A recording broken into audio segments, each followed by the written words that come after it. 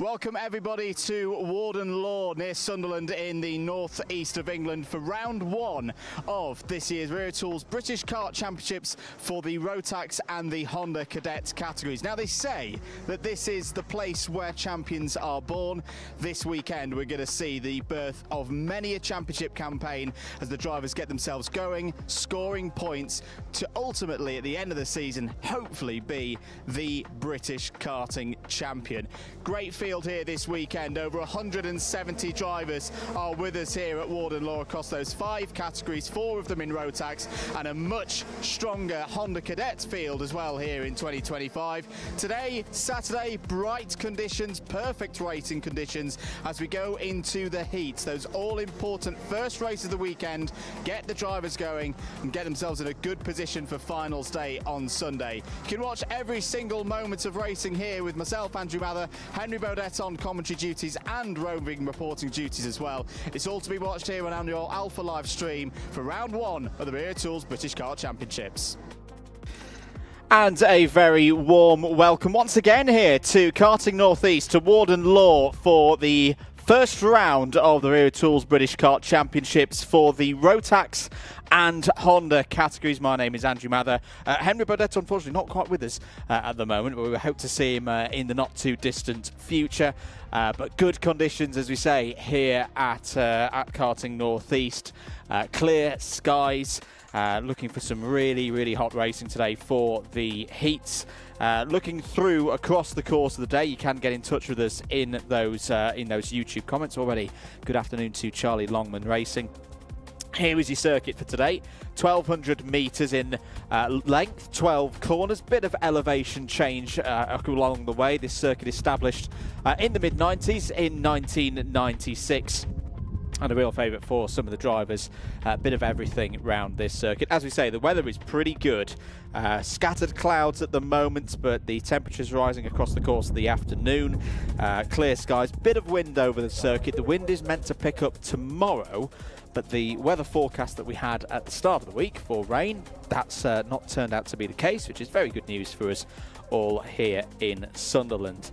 As we say, we are getting ready for the heats, the run of the order for today. 11 races in all. We'll start with Minimax, the heat for groups B versus C. All of these groups have been determined by time qualifying sessions earlier on this morning, of course, in the early part of the afternoon. Senior Rotax will be race 2, again a B versus C race.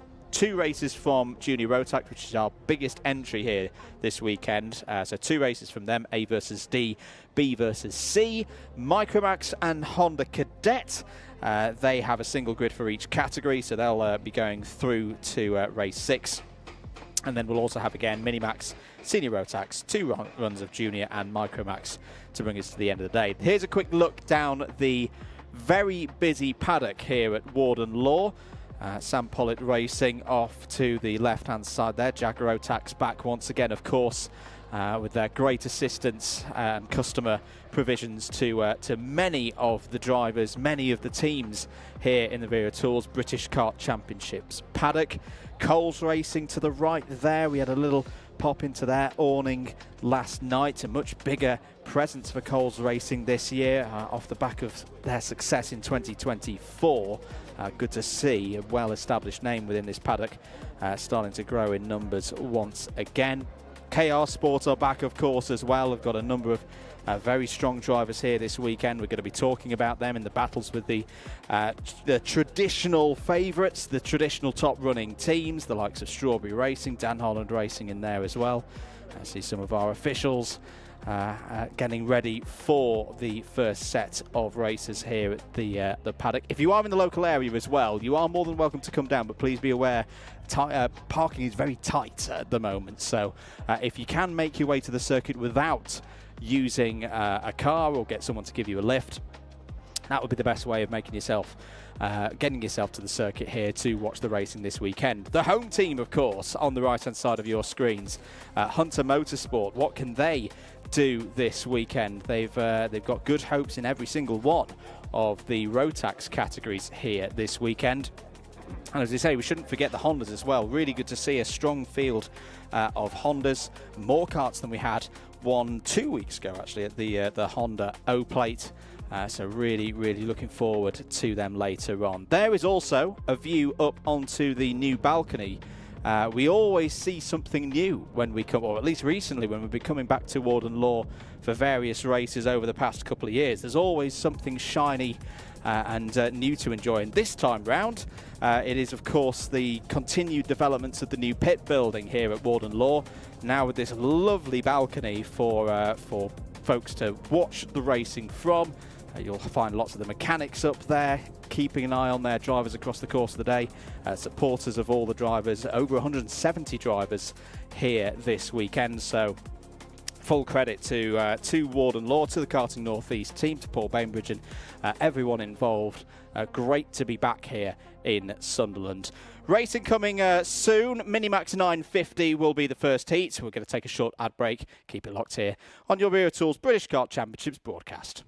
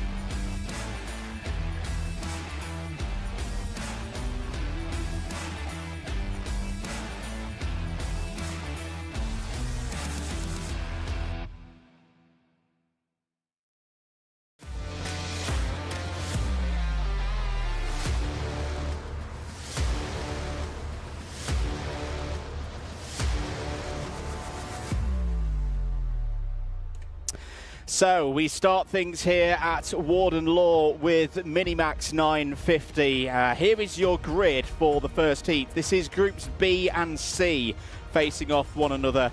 Those groups determined by the order of timed qualifying earlier on here today. Edward Haynes starts on an all-strawberry racing front row with the new O-plate holder Max Jolly alongside for this first heat. Tom Reed, the farmer, starts on the inside of row number 2 as Josh Cormack for company, one of 4 seeded drivers racing this year and staying in Minimax 950 for 2025. Riley Murrow and Lucian Smith, 2 drivers that we've seen in the British Championships before, moving up now to Minimax 950. They've had a bright start.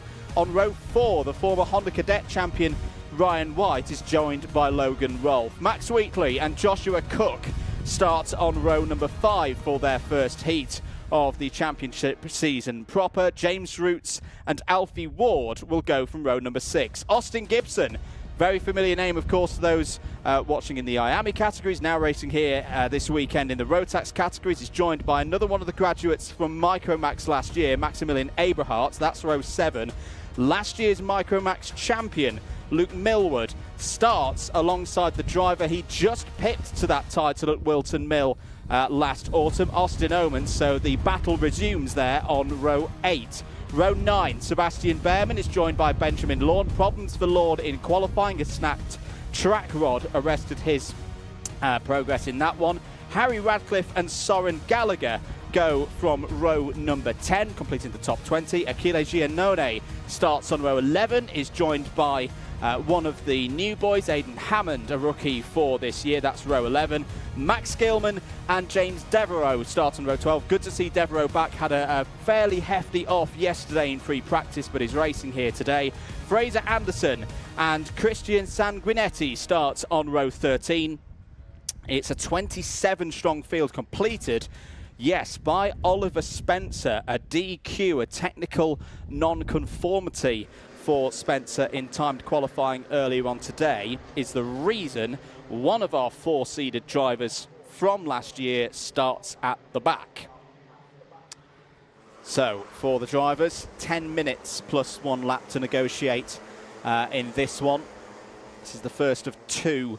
Well, it's almost like 1.5 heats worth of drivers. Group A do not race, of course, in this one. We'll see them later on today, but that contains the other. If there is a driver you're particularly following, we've not just read out there, it's more than likely that they're in Group A. Meanwhile, here with Groups B and C, we're ready to go racing at Warden Law in the beginning of Heat 1 in Minimax 950, and it's a good start for Edward Haynes. Through the first couple of corners, has held the lead in the early stages. Max Jolly there in second place. I think it's been a good start as well. It has been for Riley Murrow, who's gained at least 2 positions off the start. There's a few spins at the back. I think Achille Giannone is involved. Aidan Hammond in the 150 for Global Karting was involved as well. Josh Cormack's on the move in the number 9 there. The purple, blue and white colours of KR Sport, of course. Keep an eye on Josh Cormack, another one of those seeds staying from last year at this level. Down through Gasworks. This is going to be a key part of the circuit for all categories across the course of the weekend.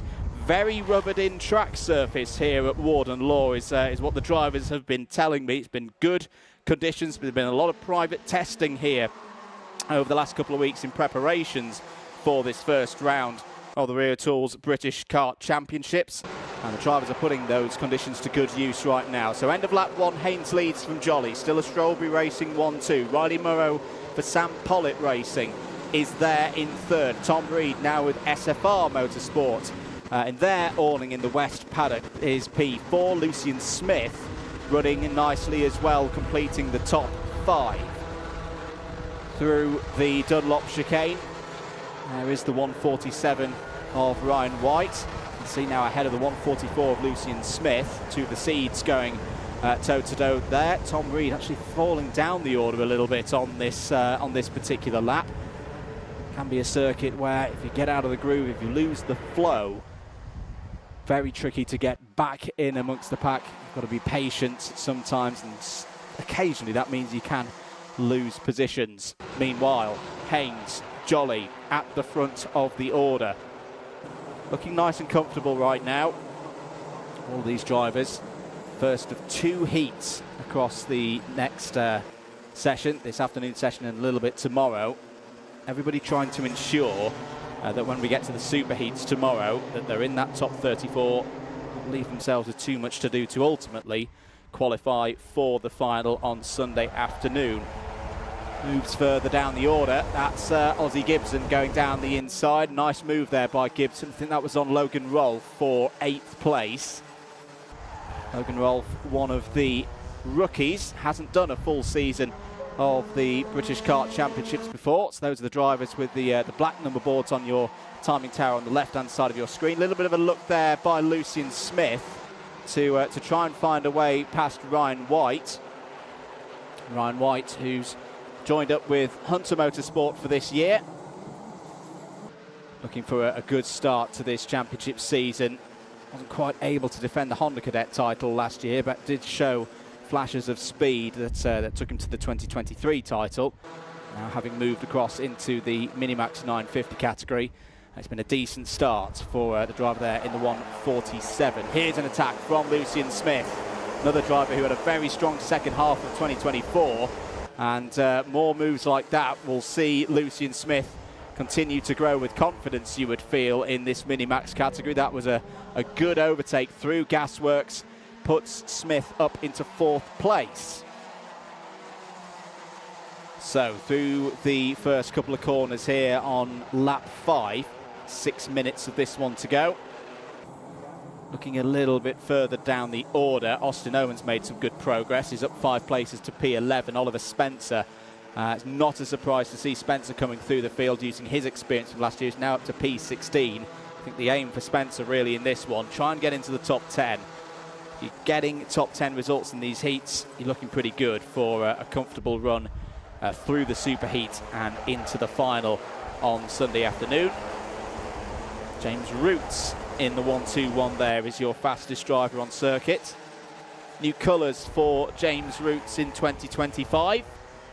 He's joined the Global Karting team. And they've got some strong drivers, not the biggest of teams, but they've got a lot of quality in that tent here this weekend. So we'll keep an eye on the progress for Roots and co. Maximilian Abrahart, now your fastest driver out on circuit. He's currently in 13th place overall, but a 53.12 is good pace from the driver. 3rd in Microax last year. Bit of a squabble going on here. Once again, it's James Roots involved. Tom Reed as well. I think Josh Cormack's managed to break forward. Yes, he has. You can see the Scottish driver wearing the colours of St Andrews there on the top of his helmet, has got through and is into 6th place. James Roots having to work really, really hard here to hold off the number 10 seed from 2024, Tom Reed, and Austin Oman there as well. We mentioned that he had made good progress through this field. He's now up into the top 10. It's a gain of from 7 positions now as he's up to P9. Just over 4¼ minutes of this one to go then. Haynes and Jolly working together. Good pace at the moment from the Strawberry boys. In the low 53s. They've got about 1.8 seconds, nearly 2 seconds over Riley Murrow in 3rd. Smith, White, Cormack, Roots, Reed, Gibson and Oman currently completing the top 10. Here's another move, nearly a double move, and through goes James Roots on Austin Gibson there. And the 123 took advantage of all of that, so that's good progress once again from Maximilian Eberhardt. Eberhardt makes the move on James Roots. It's all around 8th, 9th, 10th position right now. 3.5 minutes to play. This is, I think this is going to be the story of Minimax across the course of this season. A lot of good drivers, strong performers from last year's Microax Championship moving up. A decent number of last year's Minimax top 10 remaining in the division. And some new faces along the way as well. Back with the fight for 5th place. This is Ryan White and Josh Cormack, and Cormack down the inside. Lovely stuff there from Josh Cormack.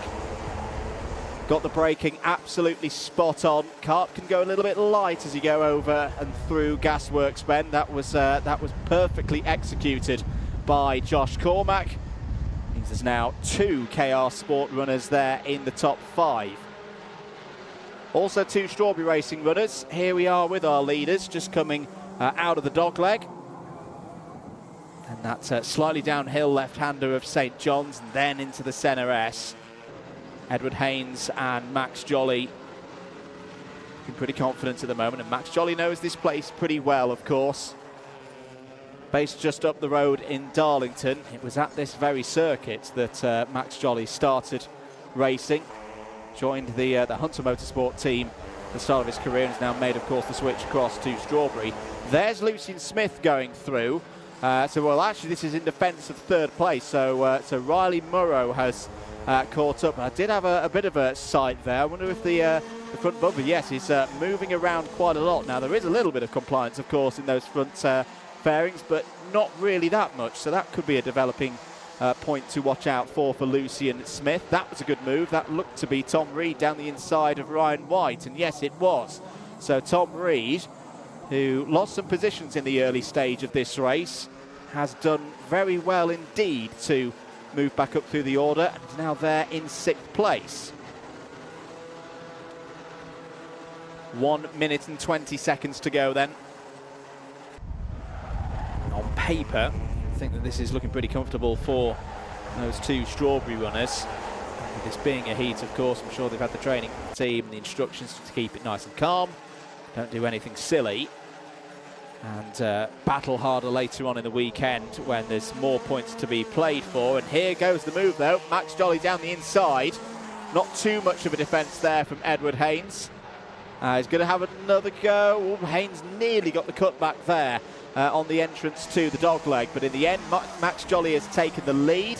40 seconds to go, though. There's still going to be time for Edward Haynes to have a go back if he wants to. Out of the second part of the Senna S and towards the Dunlop chicane. This is where Edward Haynes will be looking to set up a move. Maybe not on this lap, but the next couple. It's going to be close as to whether the drivers get another lap here in on the time remaining. Just 20 seconds or less than 20 seconds now on the clock. What can Max Jolly do on this, I think will be, penultimate lap of this heat. They'll cross the line with about 9.87 seconds to go. So 2 more. Haynes down the inside. Well, we saw many a move like that into turn one last year's visit to Warden Law, the Wera Tools British Kart Championships, and that's the first move that we've seen through the first bend and towards Brian's Bend. Lovely stuff from Edward Haynes. Now, can he make that number 7 kart as wide as possible and put the defensive elbows out to keep his teammate behind through the Dunlop chicane? We've still got one more lap to go here for this first heat of the weekend in Minimax 950. This would be a great result for Edward Haynes. 0 points for a race win, 2 for second place, 3 for third, etc., down through the order. Would immediately put a bit of pressure on Emerson McAndrew-Uren, who's got the advantage in Group A from timed qualifying. Final lap board is out, plus 5 second notification has gone up for Alfie Ward. Alfie Ward currently 10th on the road. I think there's been another one as well for the 121 of James Roots, immediately 1 position behind. So those are the latest bits of news from the officials and from race control. Meanwhile, back with our race leaders, Max Jolly trying to get Edward Haynes off of the racing line through and towards the Dunlop chicane. That's very well dealt with by Edward Haynes to keep calm. Has got a bit of a gap over Max Jolly as they approach into Gasworks. This being a heat, I think that's a little bit too far back for Max Jolly to have a go. He stays in second place, and as long as Edward Haynes can just find his way through the last couple of corners, he's going to open the campaign in 2025 with a Heat 1 victory. Very good stuff indeed. It's a Strawberry Racing 1-2. Haynes takes it from Jolly. Lucian Smith records third place on the road ahead of Riley Morrow and Tom Reed. Josh Cormack, Austin Owen, Ryan White, Max Abrahart and Alfie Ward complete the top 10 on the road. And it's, of course, the provisional results, that is before any changes for front fairings, in-race time penalties, etc., etc. I think another one's just popped in for the 150 of Aidan Hammond, who was 20th on the road. But it's a good start for Edward Haynes, P1, in his new Strawberry Racing colours. Took it from pole position, didn't lead it completely from lights to flag, but a good return to get past his teammate Max Jolly to take the first heat of the weekend. Lucian Smith P3, Morrow, Reed, Cormack, Oman, White, Abrahart and Ward, as mentioned, all in the top 10 on the road.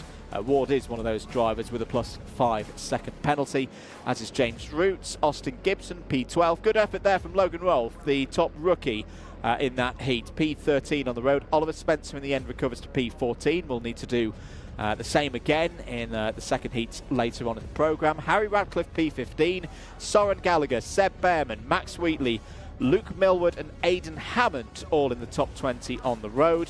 Max Gilman, Benjamin Lawn, James Devereaux, Achille Giannone, Joshua Cook and Christian Sanguinetti, the 26 finishers. Fraser Anderson did not take the start in that one. So, one race down for Minimax 950. We will see Minimax out again at the in the second rotation of things here today. That will be race 7 in our schedule. It will be Groups A versus C for that one. So the first appearance of Group A, the second appearance of Group C. More racing to come, of course, here at Warden Law. And we'll be back after this short ad break with Senior Rotax. Here at Demon Tweaked, you probably know us for our massive cartwear range. We've got everything from suits, boots, gloves and helmets from the biggest brands in the business. But we are so much more than that, because if you're looking for kart parts, well, we've got you covered too. We've got everything from Rotax parts, sprockets and chains, discs and pads, data loggers and dashers, fuel tanks, steering wheels, bead breakers and loads more. But of course, it doesn't just stop at the track, and if you're looking to build your skills in the sim, then we've got everything you're going to need to build the ultimate rig. So whether you're just getting started or you're already at the top of your game, Demon Tweaks has got you.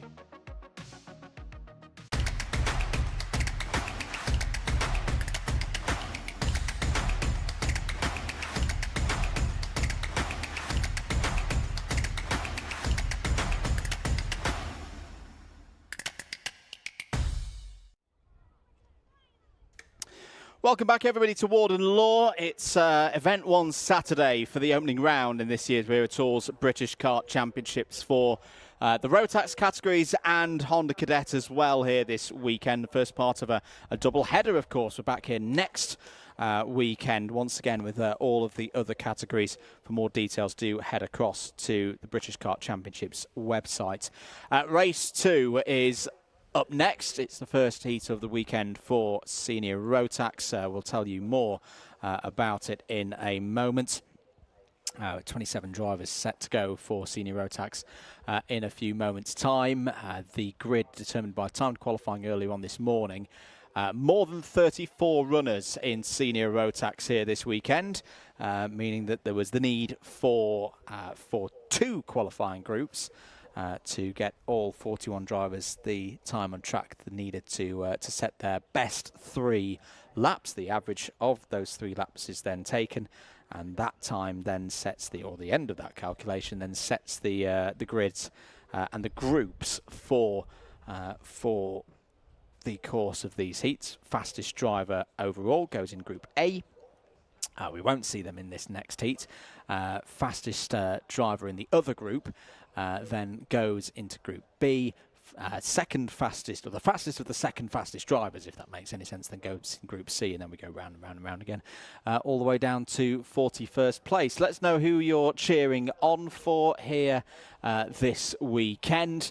So 175 drivers with us this weekend for what should be a very, very competitive start to this year's Wera Tours British Kart Championships.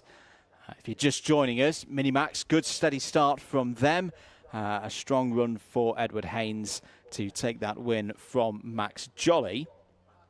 And don't forget as well, we'll have Paddock show recording later on this evening. We'll be going round the paddock and catching up with everybody and having a bit of a discussion of how their day has gone here to kick things off for the championship. We have also got some new things to show this weekend. I believe we're going to get some new graphics out in a short while. There we go. We've got 2 pictures in one. A little look in the timing room there, overlooking start finish. Going through and making sure that the meeting is running to time, running to schedule, as it is, as ever. The gate has closed 1 minute ago for Senior Rotax, less than 60 seconds before the green flag is waved to instruct the Senior Rotax drivers in Groups B and C to head out onto circuit. I believe we'll also have some views into the CCTV room. There they are.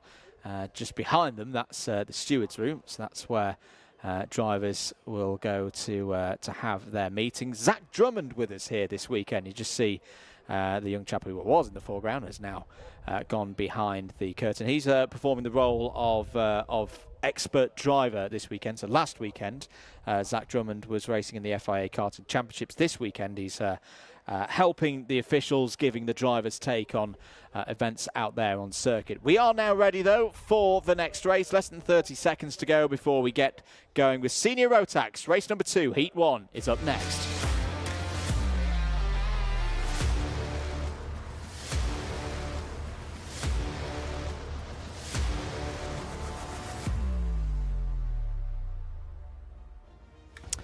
So, opening the accounts for Senior Rotax in this year's British Championships. Guy Cunnington, former champion of course, starts on pole position. Lewis Gilbert alongside on the front row in pretty good form so far this year. Harry Bartle moving up to the senior category. Starts on the inside of row number 2 and is joined by the GP plate holder Matthew Higgins. Row 3, Hugh Moulton and Cian Geraghty. Row 4, Kai Veach and Jack Baker. Row 5, Charlie Cox and Lewis Goff, another one of those moving up into seniors. Row 6, Charlie Smith and William Antrobus.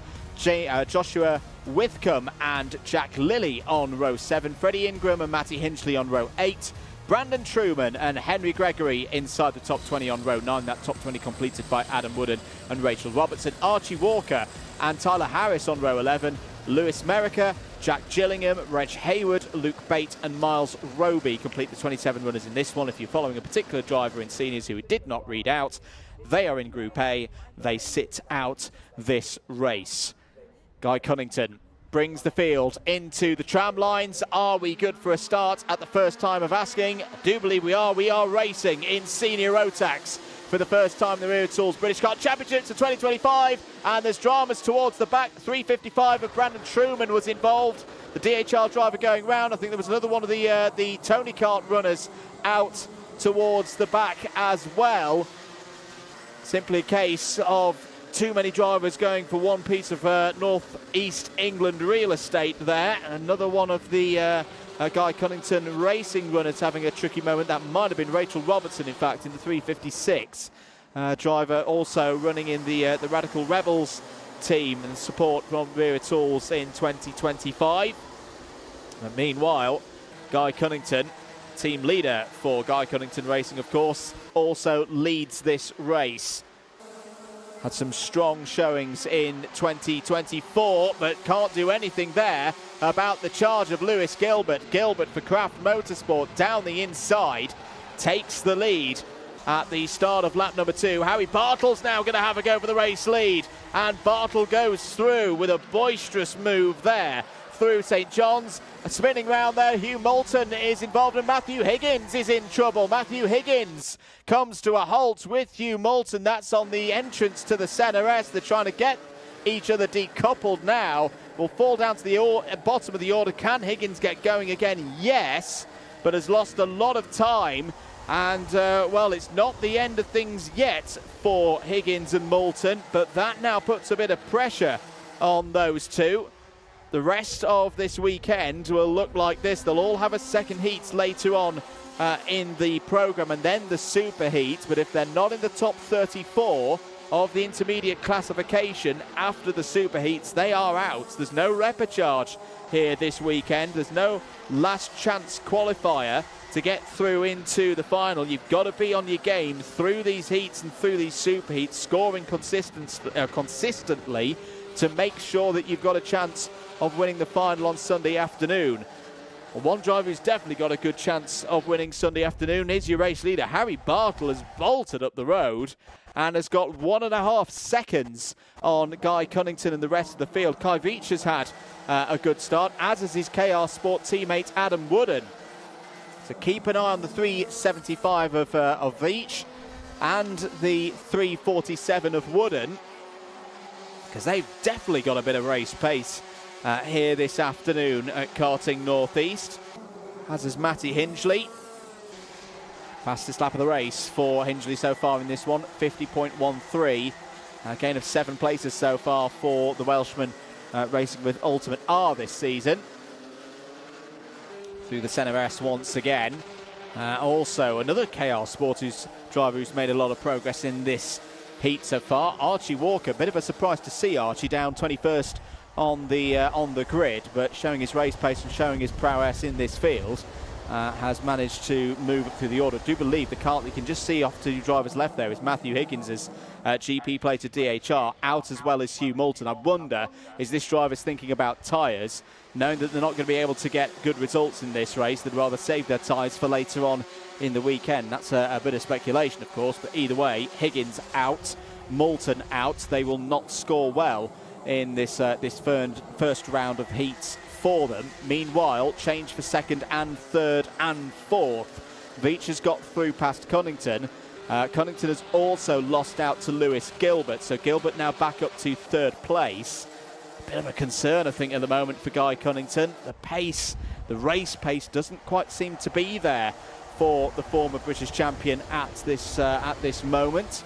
New fastest lap of the race has just come in from Henry Gregory. Gregory's made 6 places up from the start for MLC Motorsport. So Henry Gregory in the 354 is now up into 12th place.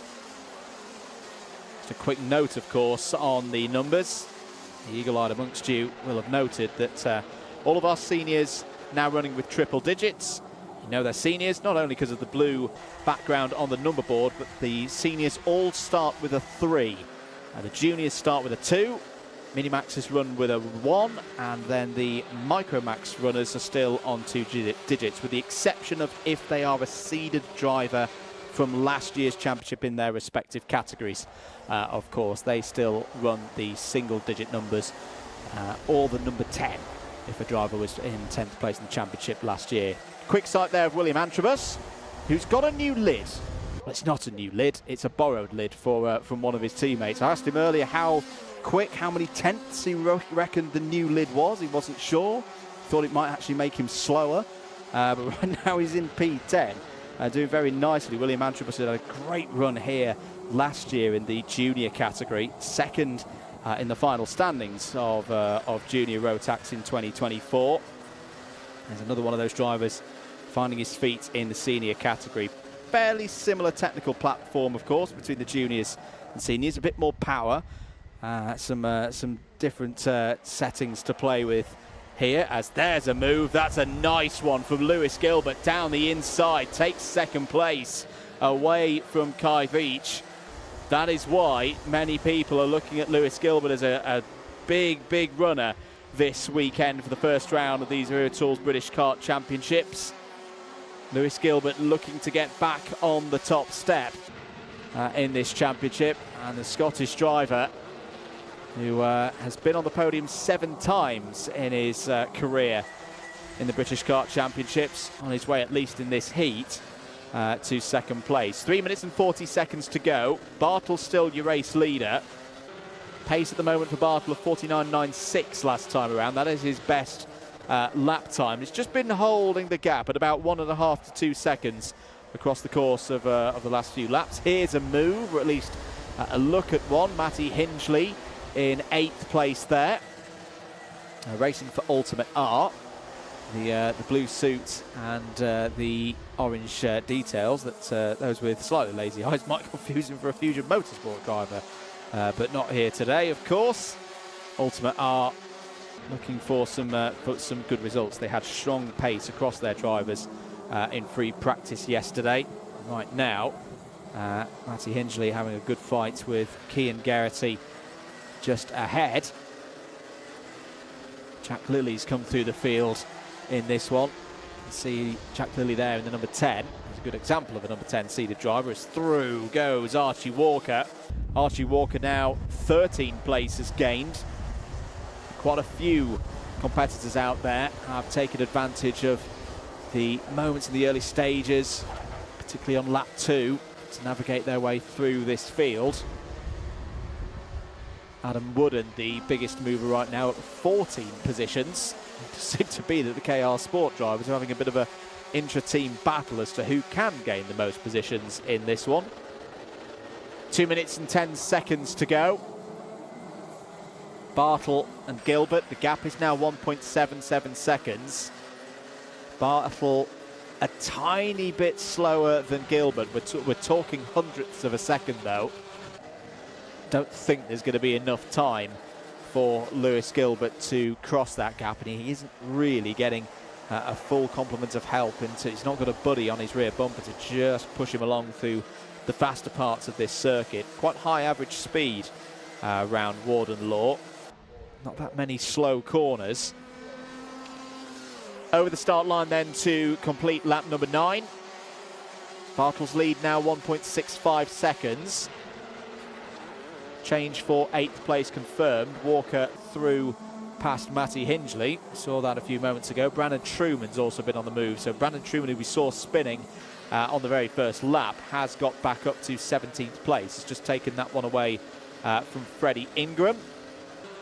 And Charlie Smith, the American, on debut here in the Wera Tools British Kart Championships. P19 now for the driver in kart number 318. Has just got past Tyler Harris for that position. Through the horseshoe go Cunnington and Wooden then. This is for P4 on your screens.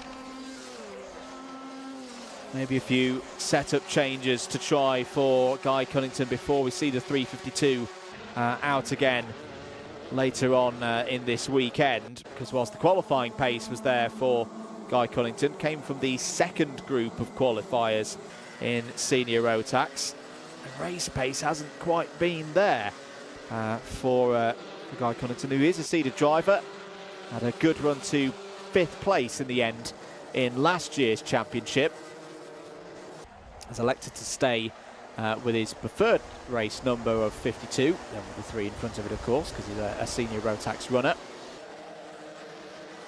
Time has expired. Harry Bartle will be coming around the final corner to take the final lap board this time around, and is comfortably clear, 1.4 seconds. Yes, that gap is coming down, but not at the kind of rate that would worry Harry Bartle. And this has been a very good start for Harry Bartle as he's taken the move from junior Rotax into senior Rotax over the off-season. He did race in senior Rotax, of course, at the Grand Finals at the back end of 2024, so he has got a good amount of familiarity before the start of this new championship season. But this is still a very impressive run from Harry Bartle, considering he's got some strong drivers with a lot of experience, a lot of wins and podiums in the history of the championship directly behind him. Black flag for Freddie Ingram has just come out from 369, so that's not good news at all there. But good news for Bartle, Heat 1 winner.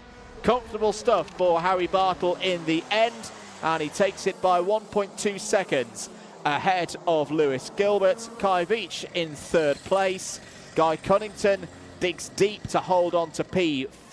5th for Adam Wooden. Tremendous drive from Adam Wooden, up 14 places. Is the biggest mover in that one. KR Sport can be very, very happy with the work that they did for the race setup of that 347 machine. Jack Lilly up 8 spots to P6. That's good progress as well from the number 10 seed from last year.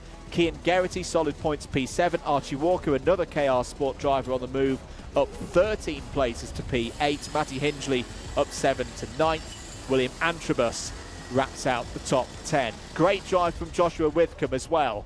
One of the rookies here for Coles Racing, up 2 spots to 11th. Henry Gregory will be smiling with 12th place there. Jack Baker, Lewis Goff and Luke Bate complete the top 15. Great drive from Bate as well, up 11 spots for Jack's Motorsport. Brandon Truman, Rachel Robertson, Charlie Smith, Freddie Ingram and Charlie Cox are all in the top 20 ahead of Reg Hayward, Tyler Harris, Louis Merica, Jack Gillingham, Miles Roby, Hugh Moulton and Matthew Higgins. That's your provisional order. 2 retirements in that race, of course, being Hugh Moulton and Matthew Higgins after their earlier incident. So the seniors head on in. There is the GP plated kart of Matthew Higgins returning back to the paddock. We will see senior Rotax out again later on today. They will be race 8 and it'll be groups A and C running again. So Group C, where anyone in that last race who started on the outside column of the grid. So Gilbert, Higgins, Geraghty, Baker, Goff, all as examples. We will see them again later on. For Group B, everyone on the inside on that initial run to turn 1, they'll have their second heat tomorrow at 10:30 when they take on Group A. For the drivers, though, they'll go through the procedures of post-race scrutineering, and they'll start getting ready for their next races. We'll start getting ready as well for Junior Rotax. 2 races in Junior Rotax coming up after this short break.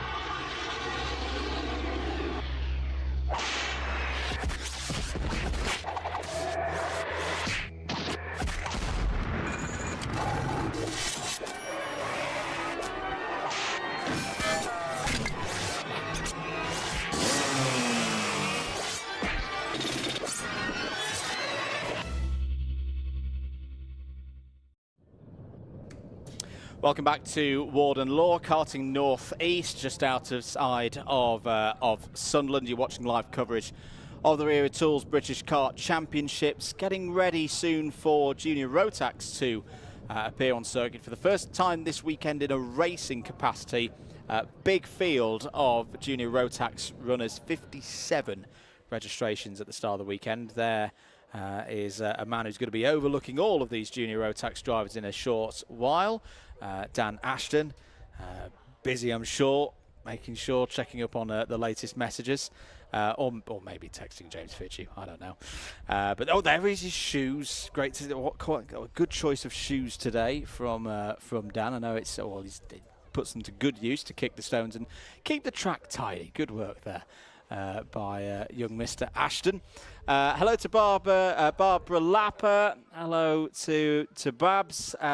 Albie Lapper, who's looked pretty good so far this season, of course. Looking forward to seeing what that Albie can do across the course of this 2025 season. There is a shot down into the pre-grid area, and a look at your new O-plate holder from a few weeks ago at PF International. Leon Hasty. It was great to see Leon back on the top step. Had a rough 2024 to say the least, but he's shown so far this weekend that pace that took him to the British Open Championship at PF was not a one-off. He will be on pole position for this first race in Junior Rotax, and this is a Group A race as well, so that's an overall pole position as well for the junior category. He's not going to be alone though. Charlie Wolford will be on the outside of row number 1. Ryan Gandor flying the flag for Canada. You can just see behind for KR Sport will be P3 on the grid. Charlie King, Kean Bernard. Quite a few new drivers in Junior Rotax have taken that step over the last 6 to 9 months or so of moving from the intercategory, from Minimax or other intercategories across the different platforms here under Motorsport UK's licence, and they've stepped into Junior Rotax. So it's a bit of a change, I feel, for this year. I think experience for the likes of Leon Hasty is going to be key, going to be important to use that. But we could have quite a few surprises, I think, this weekend in Junior Rotax. Do let us know who you're cheering on for. Nanny Babs in touch with us again. I think Albie's in the second group, so we will get everybody across Junior Rotax racing across the course of these next 2 races. Yes, Albie is in the second group, and he's on the outside of row number 2, so he's very nicely positioned. That's the next race, of course, though. Getting ready in a few moments' time. Grid being cleared, or the pre-grid being cleared of the mechanics. 29 drivers in total for this one. It's the same story. Everybody races a couple of times in the heats, trying to keep their score as low as possible. Also do the same in the super heats tomorrow morning to try and make it into the top 34. This is the category it's going to be the hardest job to do so, though, with so many entries. Let's get ready for it. Junior Rotax Race 3 Heat 1 is next.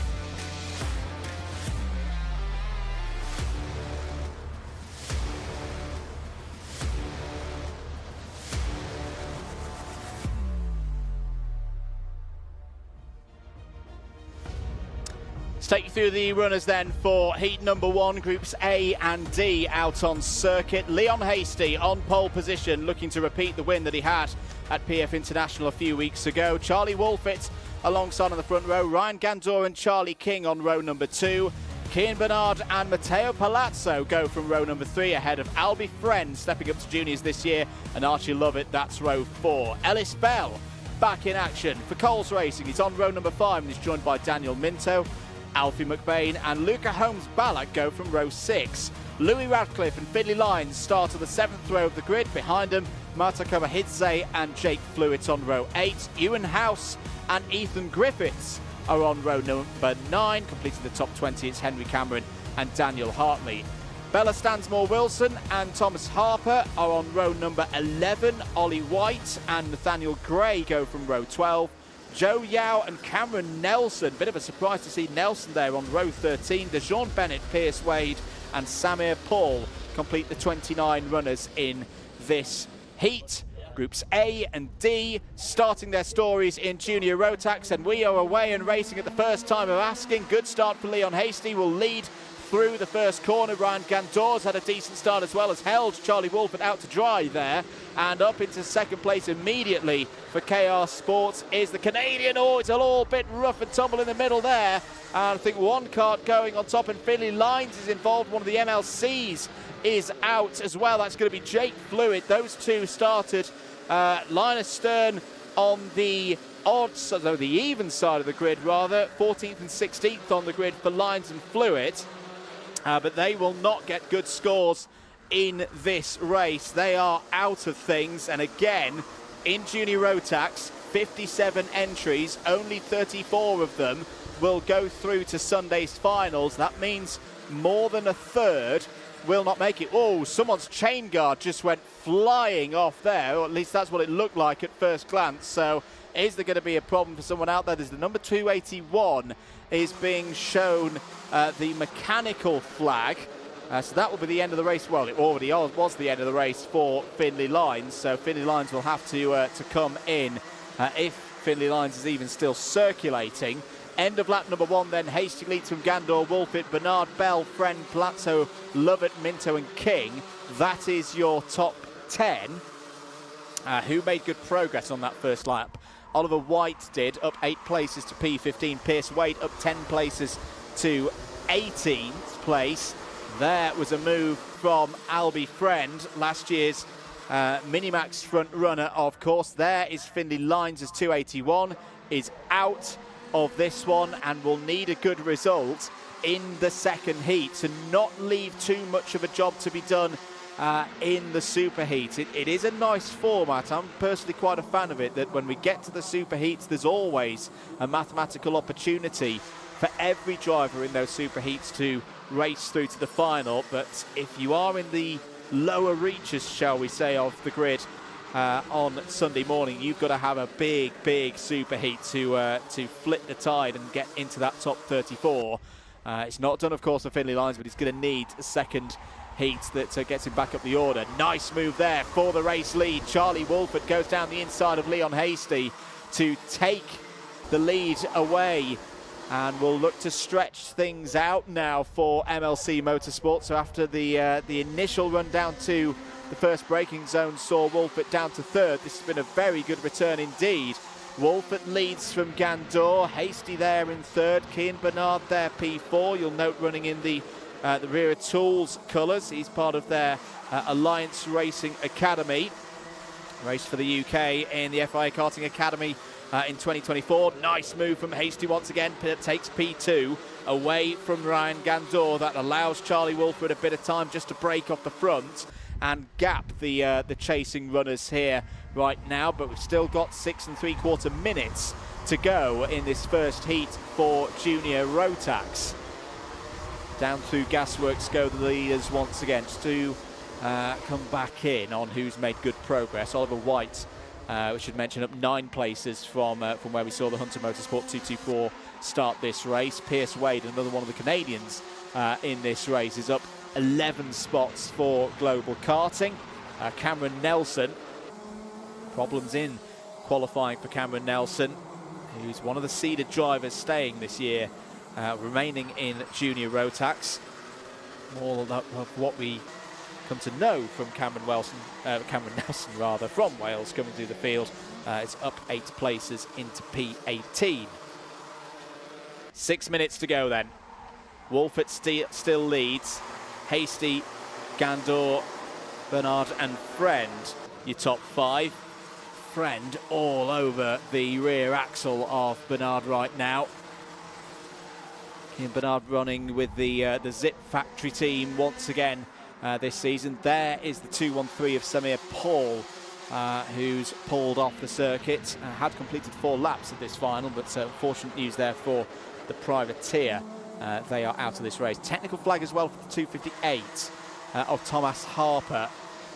Thomas Harper at the moment running in P22, so that's effectively going to be the end of the race for Thomas Harper. Will need to come in and get seen to whatever the officials have spotted to put that mechanical flag out.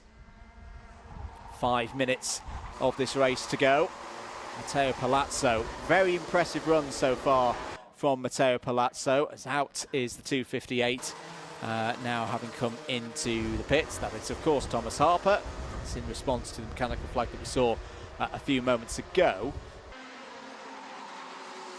But Palazzo, we saw some really, really strong performances. I think particularly back to PF International when Palazzo was racing for the Soltime Motorsport team. Smaller team, but very, very committed to their operation. And on their day, were able to get a good result. It's a good move there from Albie Friend to take third place away from Ryan Gandor. Palazzo surprised a lot of people last year. The move to KR Sport. Team with some more runners, more data to go around. Starting to really show his colours and come through the field. Here's a good scrap. Cian Bernard right in the middle of it. Has fallen down a little bit. Charlie King in the 274 we need to keep an eye on in this group, because the Strawberry Racing driver is currently the fastest driver, or was the fastest driver out on circuit. His teammate Albie Friend is now. Archie Lovett was in that group. In fact, it's at the very front of this group for Sam Pollitt Racing on the Kart Republic chassis this year, up to P6. Alice Bell trying to fight through there. Also for Coles Racing, bit of a tough moment for the 286 of Marta Kavahidze, Georgian driver for DHR, trying to wrestle his way back in there and does so quite nicely to not lose another position to Daniel Minto. Kavahidze currently in 10th place. Just over 3 minutes of this first heat for Junior Rotax to go then. Charlie Wolfert has a quarter of a second lead. Leon Hasty P2, but it's Albie Friend who's closing in right now. Third place. Had some storming drives around this circuit in particular on his way to the 2025 Minimax final position that he got right at the top of the order. Second the year before, so got a great amount of experience through Minimax, and it's showing here that he's straight on the pace when it comes to the juniors. Hasty's going to have a go for the race lead though, down into Gasworks, and that is textbook from the British Open champion. Leon Hasty back to the front of the order then with 2 minutes and 20 seconds remaining. And that was well timed, if you ask me, because Friend has closed in. Gandor's not too far behind him. Even I think Matteo Palazzo will be looking for gains in the last few laps of this one. That was imperative that Hasty got through and got back into full control of this race in terms of track position. What can Charlie Wolfert do as a response? Is Albie Friend going to have a go as well? Wolfert goes on the half defence, half attack there, just to ensure that Friend doesn't pull this move. We saw Friend do this one last year in Minimax. He's done it again. Through on the exit of the centre S towards the Dunlop chicane. There was a bit of a tyre smoke there. That shows you how close they got running out of the centre S. But Albie Friend is through into second place. Gandor nipped through there as well to take third. Wolfert now in fourth. Still best part of 90 seconds on the clock to go though. Leon Hasty's got a bit of an advantage now. This is going to be an important lap for the Scottish driver. If he can hold that gap at around half a second ahead of Albie Friend, it's going to take a mighty effort from Albie Friend to close back in. The driver from Hertfordshire is going to look to push on now.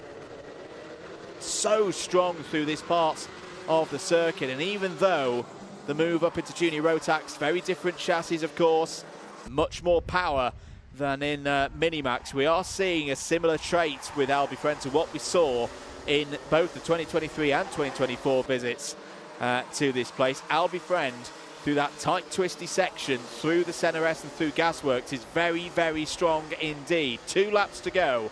Warning flag is out for the number 8 of Cameron Nelson. There's also been a plus 5 second penalty for the 287 out there. If I'm not mistaken, that's Isabella Stansmore-Wilson. Friend's not given this one up yet. New fastest lap of the race last time around. 50.77 has closed the gap to 0.4 of a second. Leon Hasty's got to keep it nice and calm if he's going to take this this first heat. Can't really afford to tighten up right now. And all these drivers will get a a second run of things later on this afternoon. This is a good scrap on your screens. This is the Ryan Gandor, Matteo Palazzo squabble. This is both drivers in KR, of course, fighting over 4th place. Another big lap there from Albie Friend, closing the gap to 0.24 of a second. Albie Friend, I think, will be trying to set things up at the earliest opportunity coming out of Senna 2, if not into Gasworks. Leon Hasty is aware that he's there, but has got to keep an eye on Albie Friend here. He's a little bit too far back to realistically have a go, as there's a problem for one of the Jax Motorsport runners. Oh, but Friend's going to have a go through the Dunlop chicane and not quite make it work. And in fact, I think he's going to cost himself a little bit. He's now going to have to defend into Gasworks from Charlie Wolfett. Has Leon Hasty played it the right way to keep ahead here? I don't think Friend's going to have an opportunity through the final corner. No, he's not. Leon Hasty continues where he left off, where he finished things at the O-Plate, takes the first heat in Junior Rotax. Albie Friend with a spirited second place there. Third for Charlie Wolfett. Ryan Gandor and Matteo Palazzo make it 2 KR Sport runners in the top 5. Archie Lovett P6. Good drive there from Archie Lovett. Charlie King, Bernard Louis Radcliffe and Marta Kobahidze all in the top 10. Ellis Bell comes home P11, but all smiles for Wee Jimmy Jr. Leon Hasty, P1 again. That was the result that we saw a few Sundays ago at PF International. Will it be the same one again in just over 24 hours' time? You'll have to tune in here on your Karting UK and Alpha Live broadcast tomorrow, of course, to see if he does indeed do so. Ellis Bell, as we mentioned, in P11. Ethan Griffiths, Ewan House and Cameron Nelson all in the top 15, completed by Alfie McBain. Henry Cameron, Oliver White, Pierce Wade, Isabella Stansmore Wilson and Luca Holmes Ballack all recorded top 20s in that one. Nathaniel Gray, Daniel Hartley, Dijon Bennett, Joe Yao and Daniel Minto in the top 25. Minto didn't finish the race. I hope Daniel's okay. I just heard, I think he's walking a bit gingerly back to the paddock. We'll update you on that in due course. There is the 2:30 of Daniel Minto. Also retiring from that race, Thomas Harper, having completed 5 laps, saw the mechanical flag, as did Samir Paul in the 2-1-3. Finley Lyons and Jake Flewitt, of course, were out on lap 1. There the juniors are, at least half of them. Groups A and D will be out again later on this afternoon. For Group A, that's good to see, Daniel Minto walking back to the paddock. Group A will be against Group C for their second heat. That will be at 4:30. For Group D, they will, of course, be against Group B. They will be the race immediately after at 4:50 if you're following a particular driver in one of those respective groups. But I do hope you can stick with us throughout the course of the afternoon. You can take us anywhere over on the YouTube platform. Jake Flewitt returning to the pits there. Disappointing start to the racing part of the afternoon for Jake Flewitt. Would have hoped to move from P16. Anyone kind of in the top 8 rows, at least from timed qualifying's perspective, is in a decent position going into these heats of stay where you are, don't fall further back. You'll be in the top 34 by the end of all of these heats. But yeah, with that happening for Jake Flewitt moving further back, that's going to need a good second heat later on this afternoon. Let's have a look, if we can, at some of the highlights from that first heat in Junior Rotax before we move to the other groups.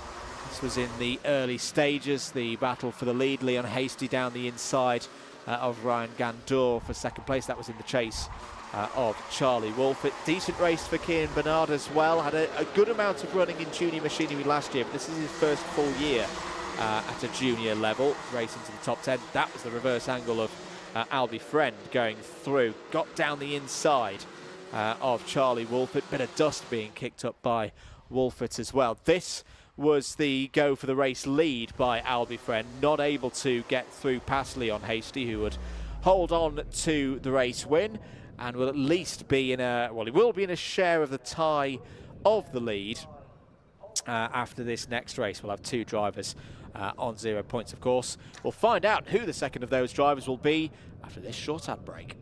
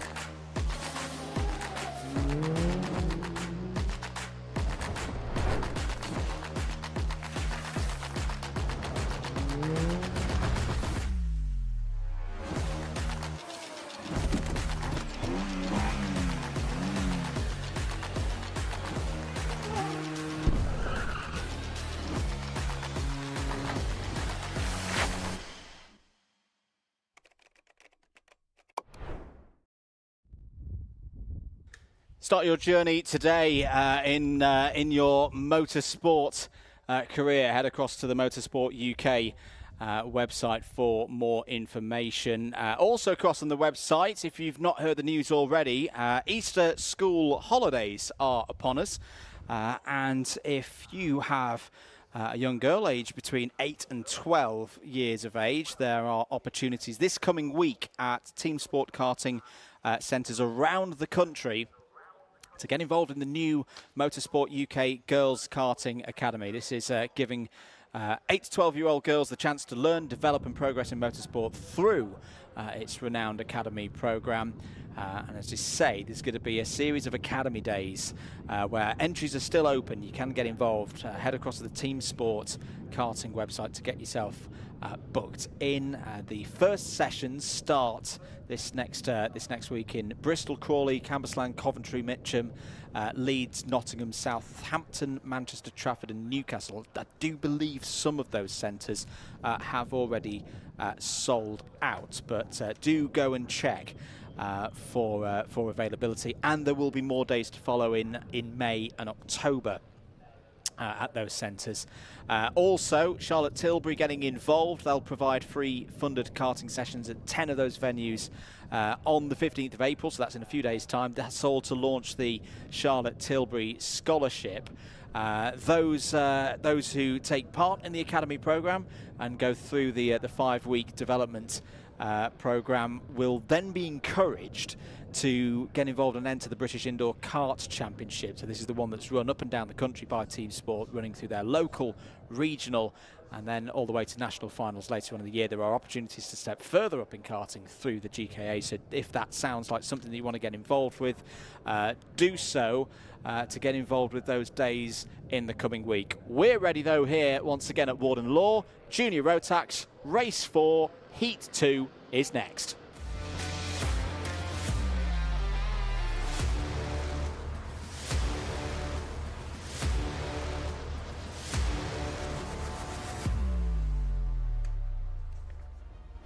Groups B and C out on track then. Here's how they line up. John Bucket and Kai Clark on the front row. Isaac Barker and Albie Lapper on row 2. Harry Freeman and Cole Denham go from that one there. Sebastian Lusch and Vlad Tomanchuk on row 4.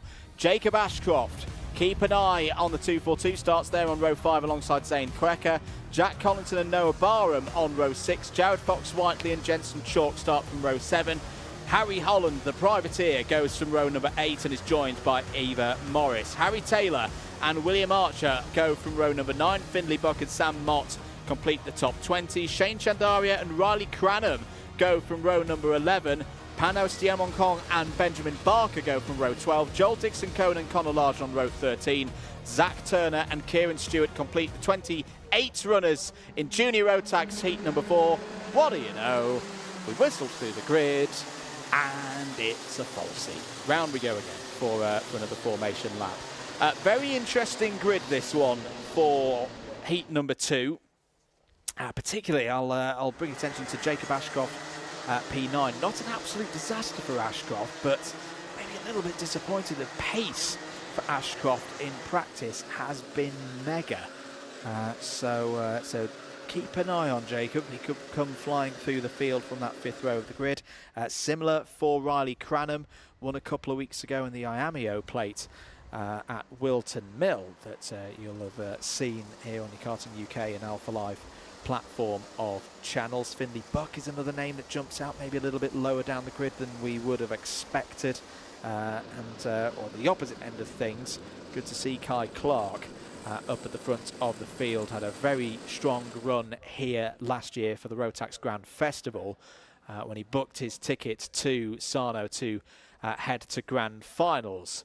So, what is going to happen here across the course of the next 10 minutes and 1 lap? The second half of the runners in Junior Rotax. Into those tram lines, out of those tram lines, we're good. It's a good start and we're racing as round the outside. That's a good attempt from Albi Lapper to try and take the race lead. Not able to do so as through the first couple of corners they all go.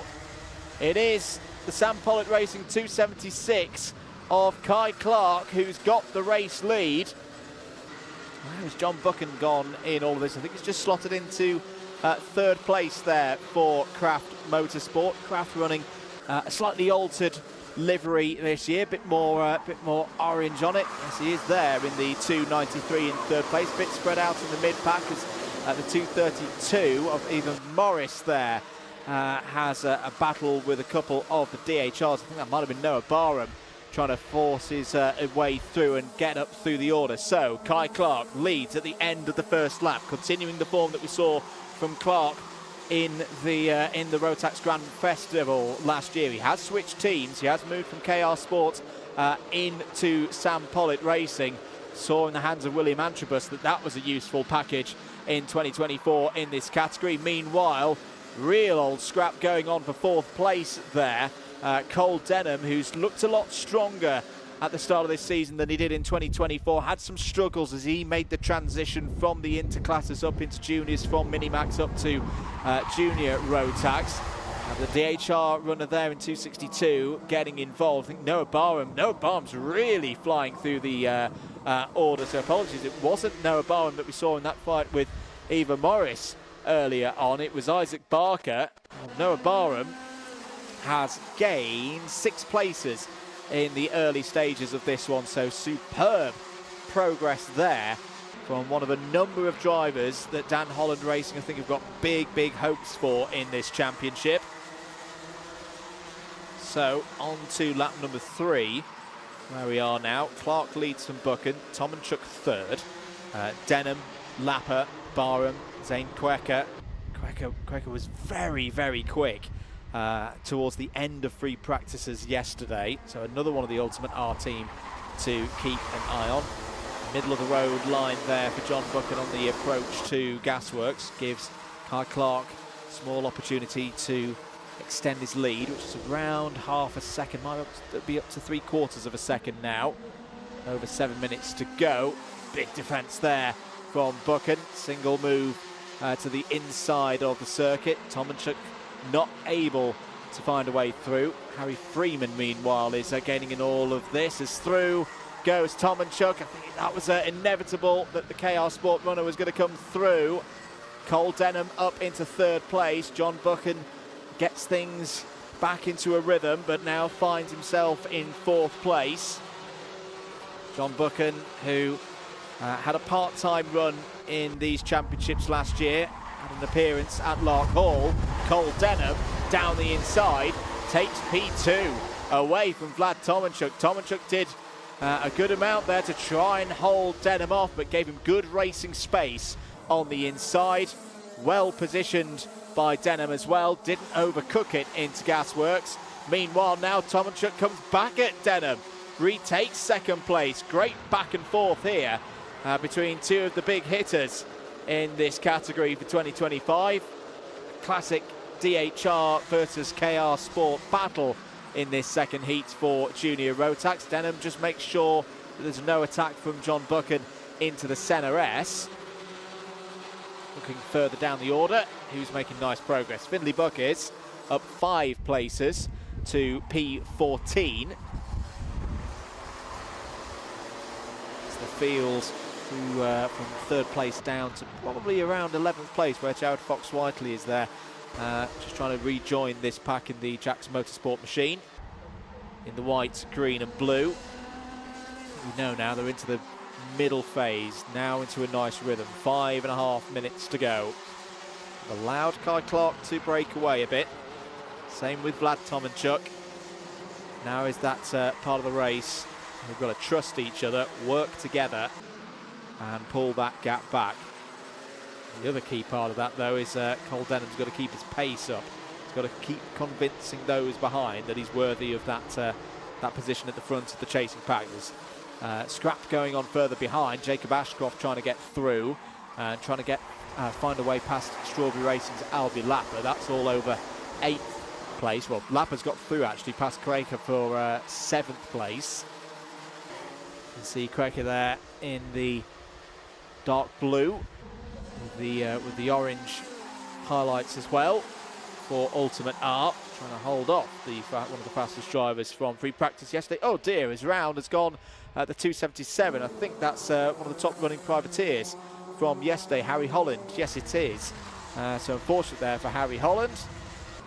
He joins the race, but is now relegated down to 28th place. Just over 4 minutes to go then. This one's still in the balance, particularly for this chasing pack. Denham and Barham at the front of it. Barham now one of the fastest, in fact is the fastest driver out on circuit, a 51.07. So with a bit of help, can Cole Denham lead this charge back towards Vlad Tomanchuk? Or are we going to see a move from Noah Barham? Well, I think we were going to see a move from Noah Barham, and Cole Denham didn't want him to make it. In the end, he's lost out to his teammate. By the time they get to the dogleg, Denham's out on the grass, and that's an uncomfortable ride on the entry to St. John's. Harry Freeman got caught out by that as well and has lost a couple of positions. Jacob Ashcroft and Albie Lapper gain out of that. Cole Denham under pressure here from not just those in other teams, but from his teammates as well. Into Gasworks once again. 2 DHRs, 1 Strawberry Racing, 1 KR Sport runner in this fight for 5th, 6th, 7th and 8th places. 3 minutes remaining on the clock. Big lap now for Noah Barham. He's made that move. It was a bold one. He made it work past his teammate. Just put in a 51.37. Can lower that time back down to the 51.0s that he set a few laps ago. He has got a chance here of closing in on Tomanchuk and possibly Clark. And meanwhile, Tomanchuk is also closing in on the race leader. So we'll keep half an eye on that gap. Someone's lost an exhaust silencer, just judging from the loud hail I heard outside of the commentary box window. There is your fight for the race lead. So Vlad Tomanchuk's mid-race pace has been very, very good here. Kai Clark, who had plenty of races in the KR Sport awning, here for Sam Pollitt Racing now. Can he hold off one of his old teammates? It's the 211 that has come in with the loose exhaust. That is Zane Quecker, so that's a real shame for Quecker, who was on for a top 10 in this race. In the end, it will be P28, or points for P28 off of this one. 2 minutes on the clock. Kai Clark defends. No opportunity at the moment for Tomanchuk to get through. Tight line there on the approach to the Dunlop chicane means that Clark still has the race lead. This is good for Noah Barham. Whilst it's not the fiercest of fights, it's a gentle fight at the moment in terms of the defensive lines from Kai Clark. It is losing them time. It is allowing Noah Barham to keep chipping away and closing in, and maybe he could throw his hat in the ring for potential heat victory in this one.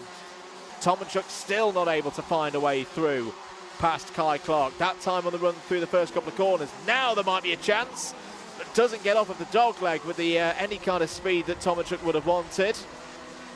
But look at how much Noah Barham is closing in there in third place. A 51.3 last time around. He was half a second quicker than the top two.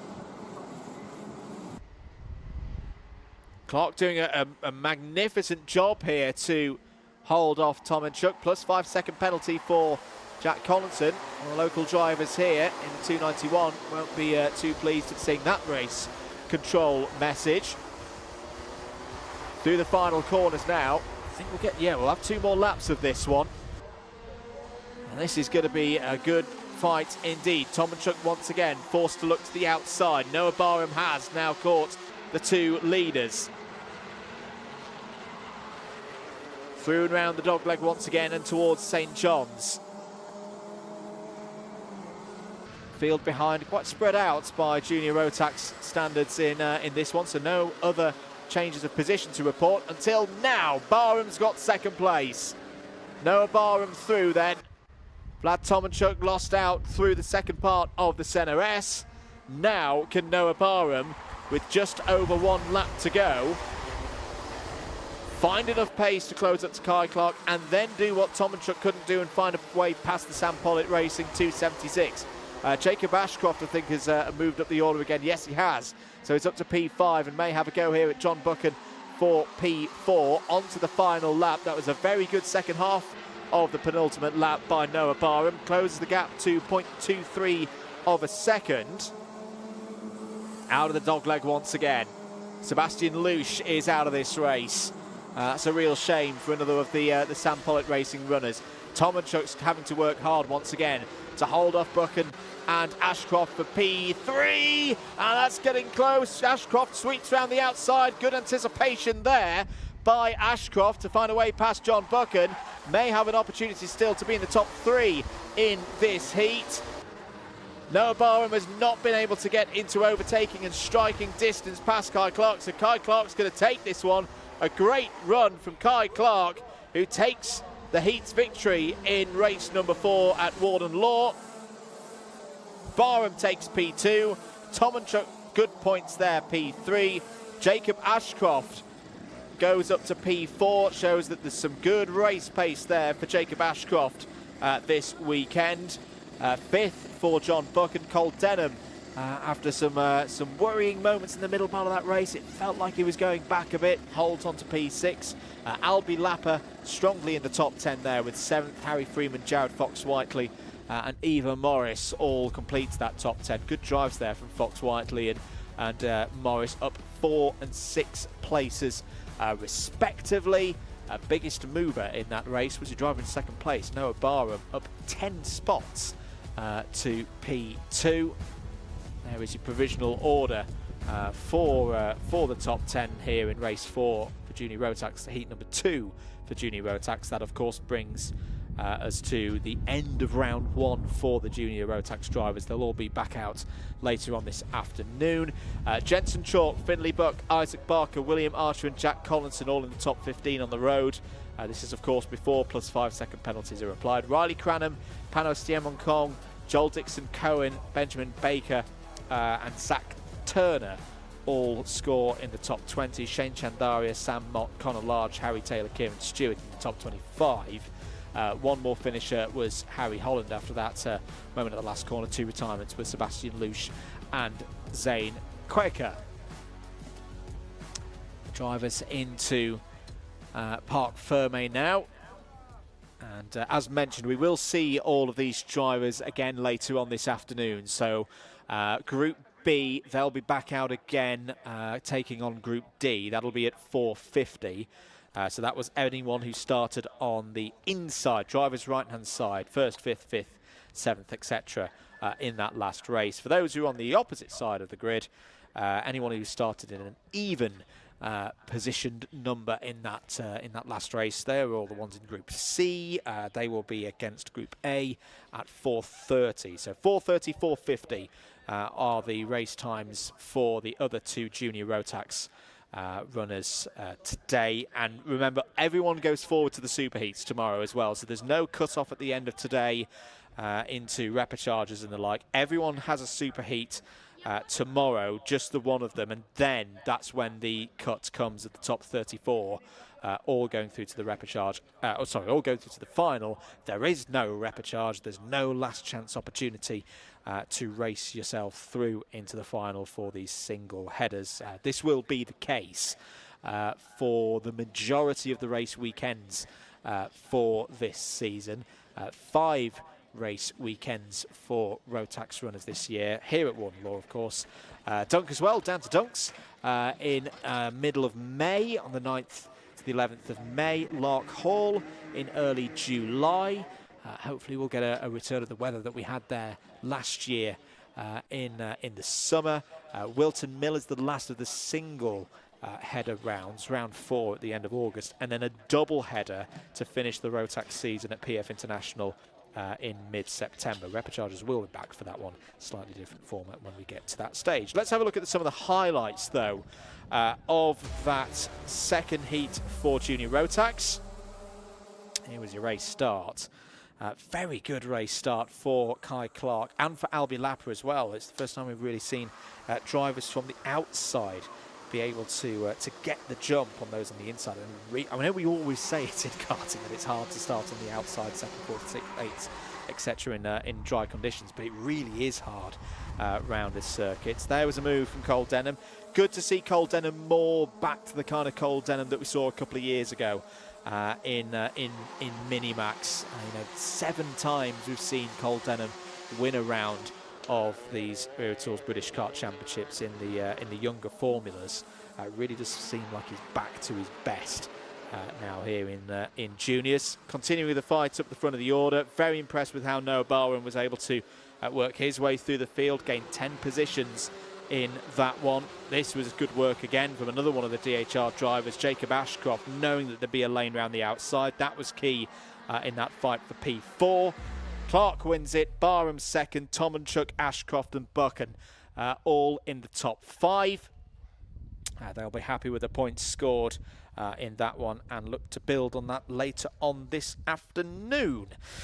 More racing to come here, though. Microax are out next for the first heat of the day for them. They're all on one grid, so nice and easy for us. No need to worry about split grids, qualifying groups and the like. This is a straight-out heat between 19 drivers in Microax UK for this year. And, of course, it being the entry-level to things in the Rotax ladder, we've got some new drivers to talk about in Microax for this year. We've got some returning faces as well, particularly the likes of Benediktas Masiokas, who was your O-Plate winner a few weeks ago at PF International, and like we saw with Leon Hasty in the junior ranks, Masiokas has also been able to replicate the form from earlier on. We'll see if Masiokas can hold on to that first position. Next, Microax are out in a short moment's time.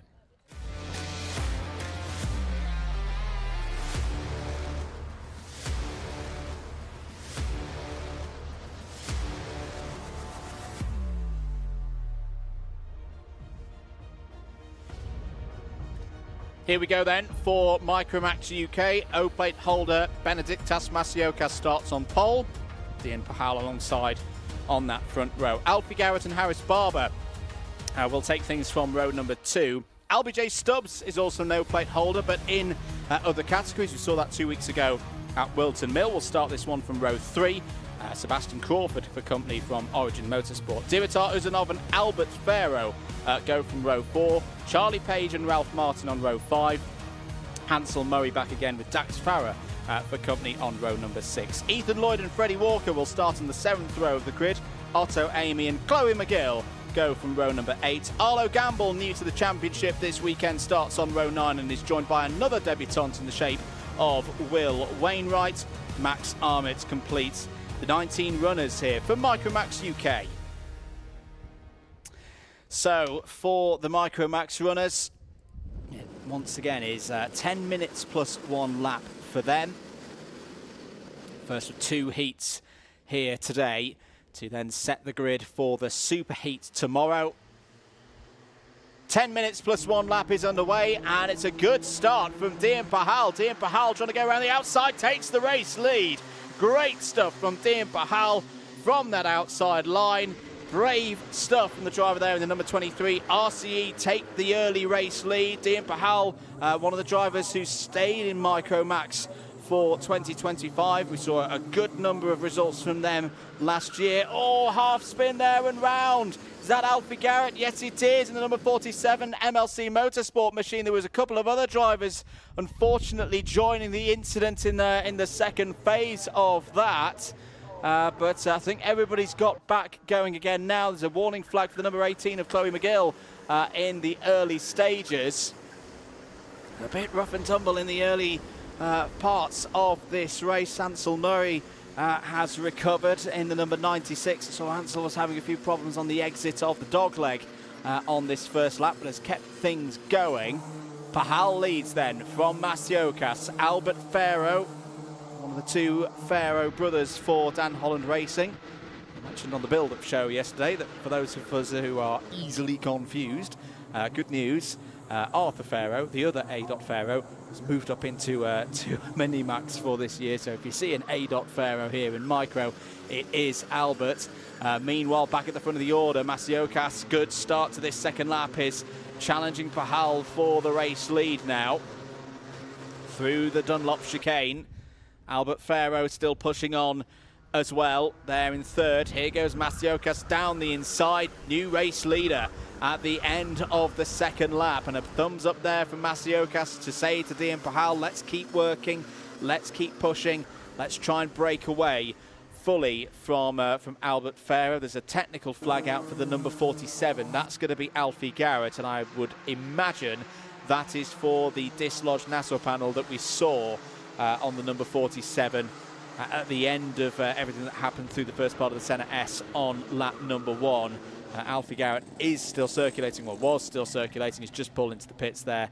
Correct call by the officials. Alfie, understandably, not happy about that, P17. But the good news for these drivers, with it being a single grid, they will all make it to the final on Sunday. And they've still got another heat to go, of course, and the super heat. Plenty of opportunities for these drivers to recover from any mishaps, any issues that may befall them. They don't have to worry about one of those top 34 cut-offs like we've been talking about with the seniors, the juniors, and with Minimax. 7 minutes of this race to go. Who's made good progress? Chloe McGill's made some great progress. You can see her there in the number 18. Is up 10 positions. Just lost one of those to Albie J. Stubbs. That's not a problem. Albie J. Stubbs, as we know from a few weeks ago at Wilton Mill, is in some very good race pace form. Oh, that's a little bit close between Arlo Gamble and Dax Farah. That's a discussion over 10th place out there on circuit. Warning flag's gone out to the number 21 of Will Wainwright. Harris Barber coming back through the order. So I think Harris was one of the drivers caught out in the early stages of this race, because Harris is very quick at the moment, 56.72. He's trying to gain positions. He's now back up to P12. Otto Amy having a great race as well. Otto, one of our new drivers, and in fact is the top running rookie at this stage. The rookies on your timing screen, if you're just joining us, they're all the ones with the black backgrounds behind their numbers, as opposed to the greens for those who've raced in Wera Tools British Kart Championships before. So it's not the same as being a novice or on a novice plate. It's specifically for these British Kart Championships. Drivers who've not done a full season before in this championship are classed as rookies. As there's a move from Ralph Martin down the inside of Albert Farrow. That was for third place. So through goes Ralph Martin. He's got a very strong record in Bambino categories. And stepping up now to the cadet ranks, already with a good amount of experience. Knows how to race through the fields. Charlie Page there through past Otto Amy for 7th place. Good move from Charlie Page. Running in the number 33 once again this season. 5 minutes of this race to go. A lot of Microax races last year we saw go right to the wire. Should note that Microax and Pahal have an advantage at the moment. I think a lot of that is down to experience. The experience that they had through 2024, often being in the middle of those big packs and racing at the front.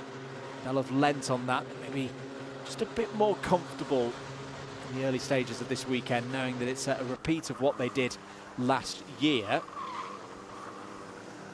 4.5 minutes remaining on the clock. Dax Farah and Chloe McGill here on your screens, with Harris Barber now for company. This is 9th, 10th and 11th places. Great to see for Farah and McGill. We talked a lot about this in Honda Cadet a couple of weeks ago at their O-Plate, Wilton Mill. And we've of course got Honda Cadet coming up after this one. Good it is to see drivers we've seen in 2024 taking big steps forward in 2025 in terms of their race pace. For Chloe McGill and Dax Farah, that is definitely the case. Both of them very experienced as well through their Bambino years. As through goes Farah into 9th place past McGill. And Harris Barber follows through as well. So for Harris Barber now back into the top 10. Charlie Page on the attack once again. Well, we've seen that once, twice now from Charlie Page. He's clearly very strong out of the Dunlop chicane. Page through past LBJ Stubbs for P6. And still a good amount of time remaining in this race as well. So it's not completely out of the question that Charlie Page can chase down the likes of Dimitar Usanov and Albert Farrow and go even further than 6th place in this race. In fact, he's going to go further than 6th place based on time penalties, because Ralph Martin has just come up on our screens. So the number 32 has got an in-race plus 5 second time penalty. So he's now 3rd on the road, but will drop, I think we'll just, at the moment, if the race was to finish like this, Martin would drop to P8, would, yes, just be between Otto Amy and Dax Farah with that 5 second penalty applied. 2.5 minutes to go then.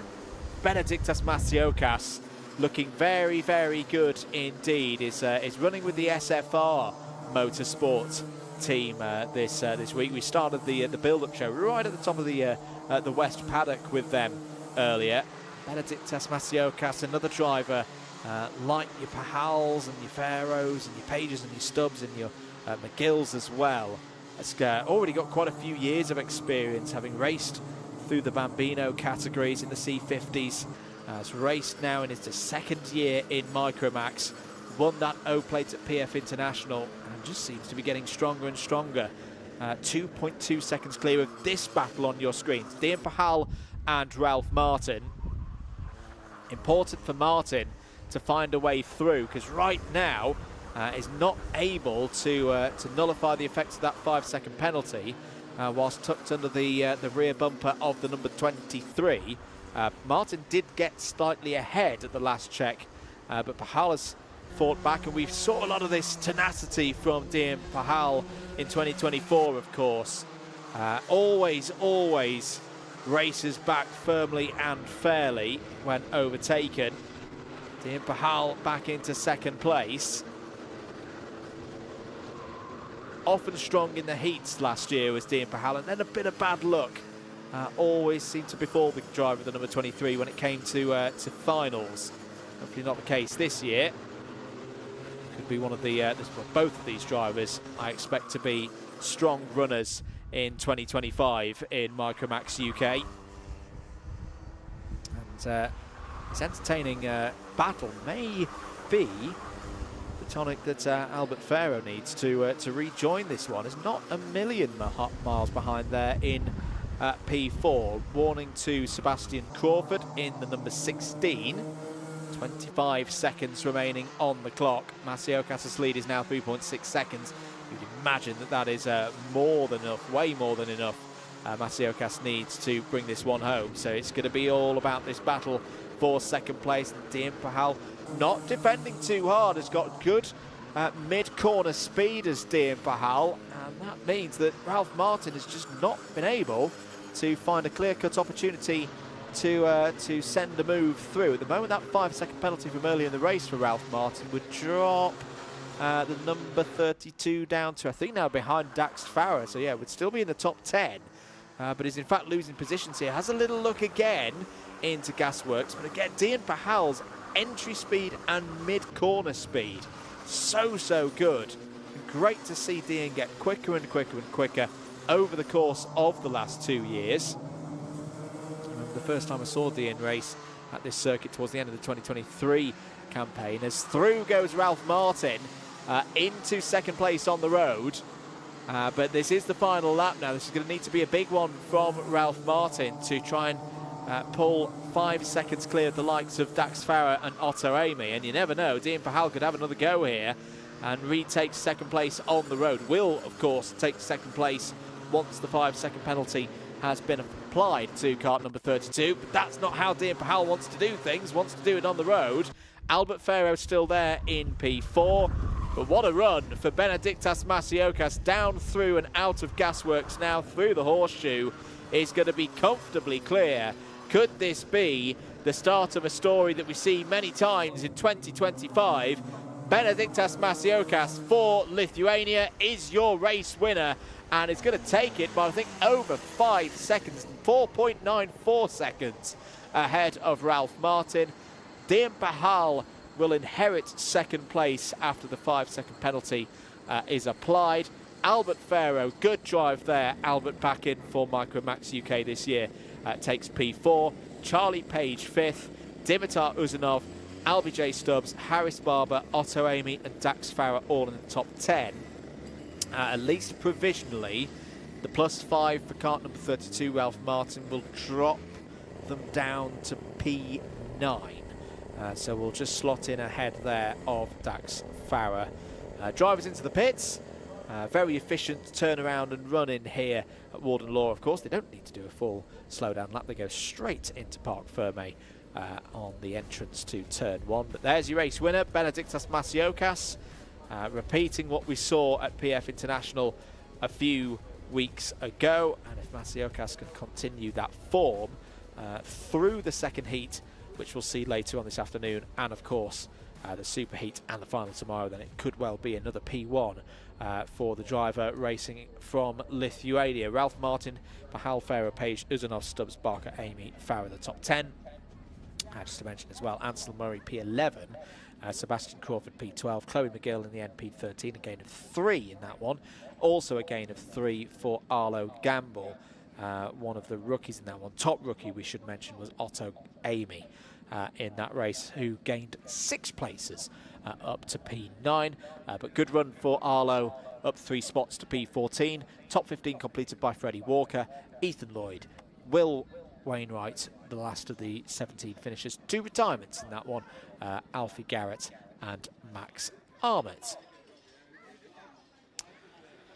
So the drivers just taking things in from that first heat for Micromax UK. Let's take a look at some of the highlights from that 10-minute +1 lap heat.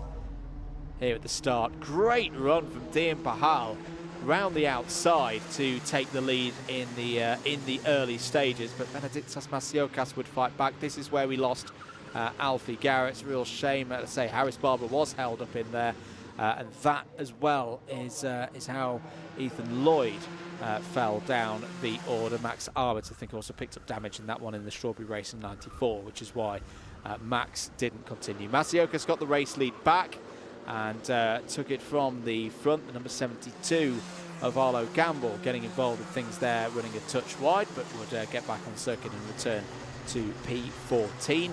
Good drives as well from the likes of Ralph Martin and Albert Farrow. Albert Farrow out a little bit wide there on the exit of the Senna S.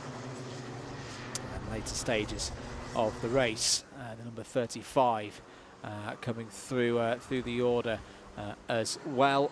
This was the really intriguing battle between Ralph Martin and Dean Pahal, which on the road went the way of Ralph Martin, but of course with that +5 second penalty, Pahal would return, or will return, to P2 in the order.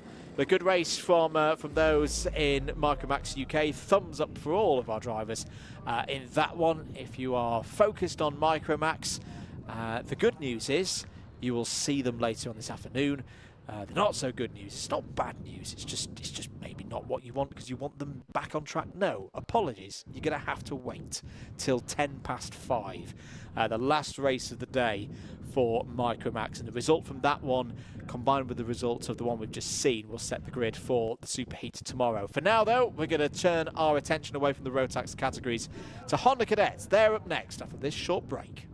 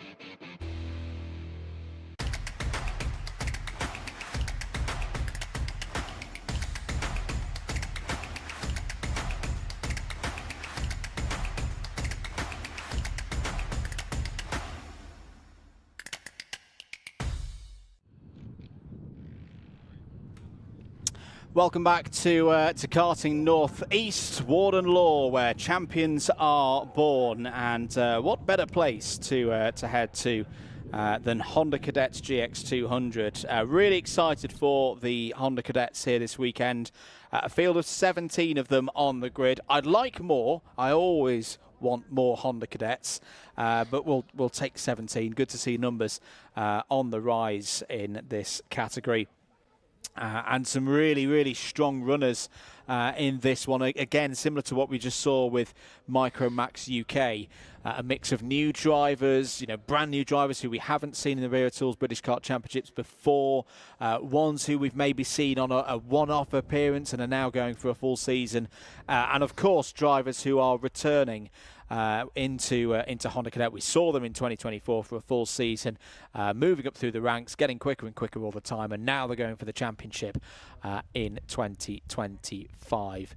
Still quite breezy here at the circuit. The wind is meant to be even stronger tomorrow, which could make driving conditions a challenge. The weather forecast earlier in the week was for rain, which wasn't a surprise, but that has what is a pleasant surprise is that's now gone. I think there's about still a 6% chance of rain tomorrow, but I'm confident that that's not going to be the case for tomorrow. So a few moments until we get the Hondas out on track. Less than a minute, in fact, before we get the Hondas out on track. You can just see them down there in dummy grid. In the foreground there is Archie Loveridge in with Ambition Motorsport for the first time this weekend. We did see Archie race in this category last year.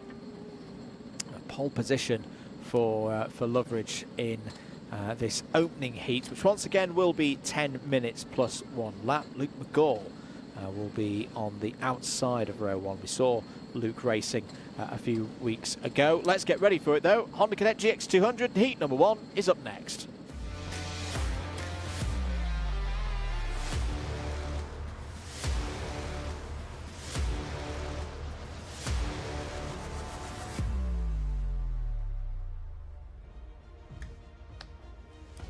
Time for Honda Cadet GX200. Archie Loveridge starts on pole position with Luke McGall alongside on the front row. Ronnie Jones won the O-Plate in convincing fashion 2 weeks ago. Starts on the inside of row number 2 for this one with Riley Blakemore for company P4. Shailen Srikantan and Archie Cannon starts on row number 3 ahead of debutant Edward Rye and Elliot Bork on row number 4.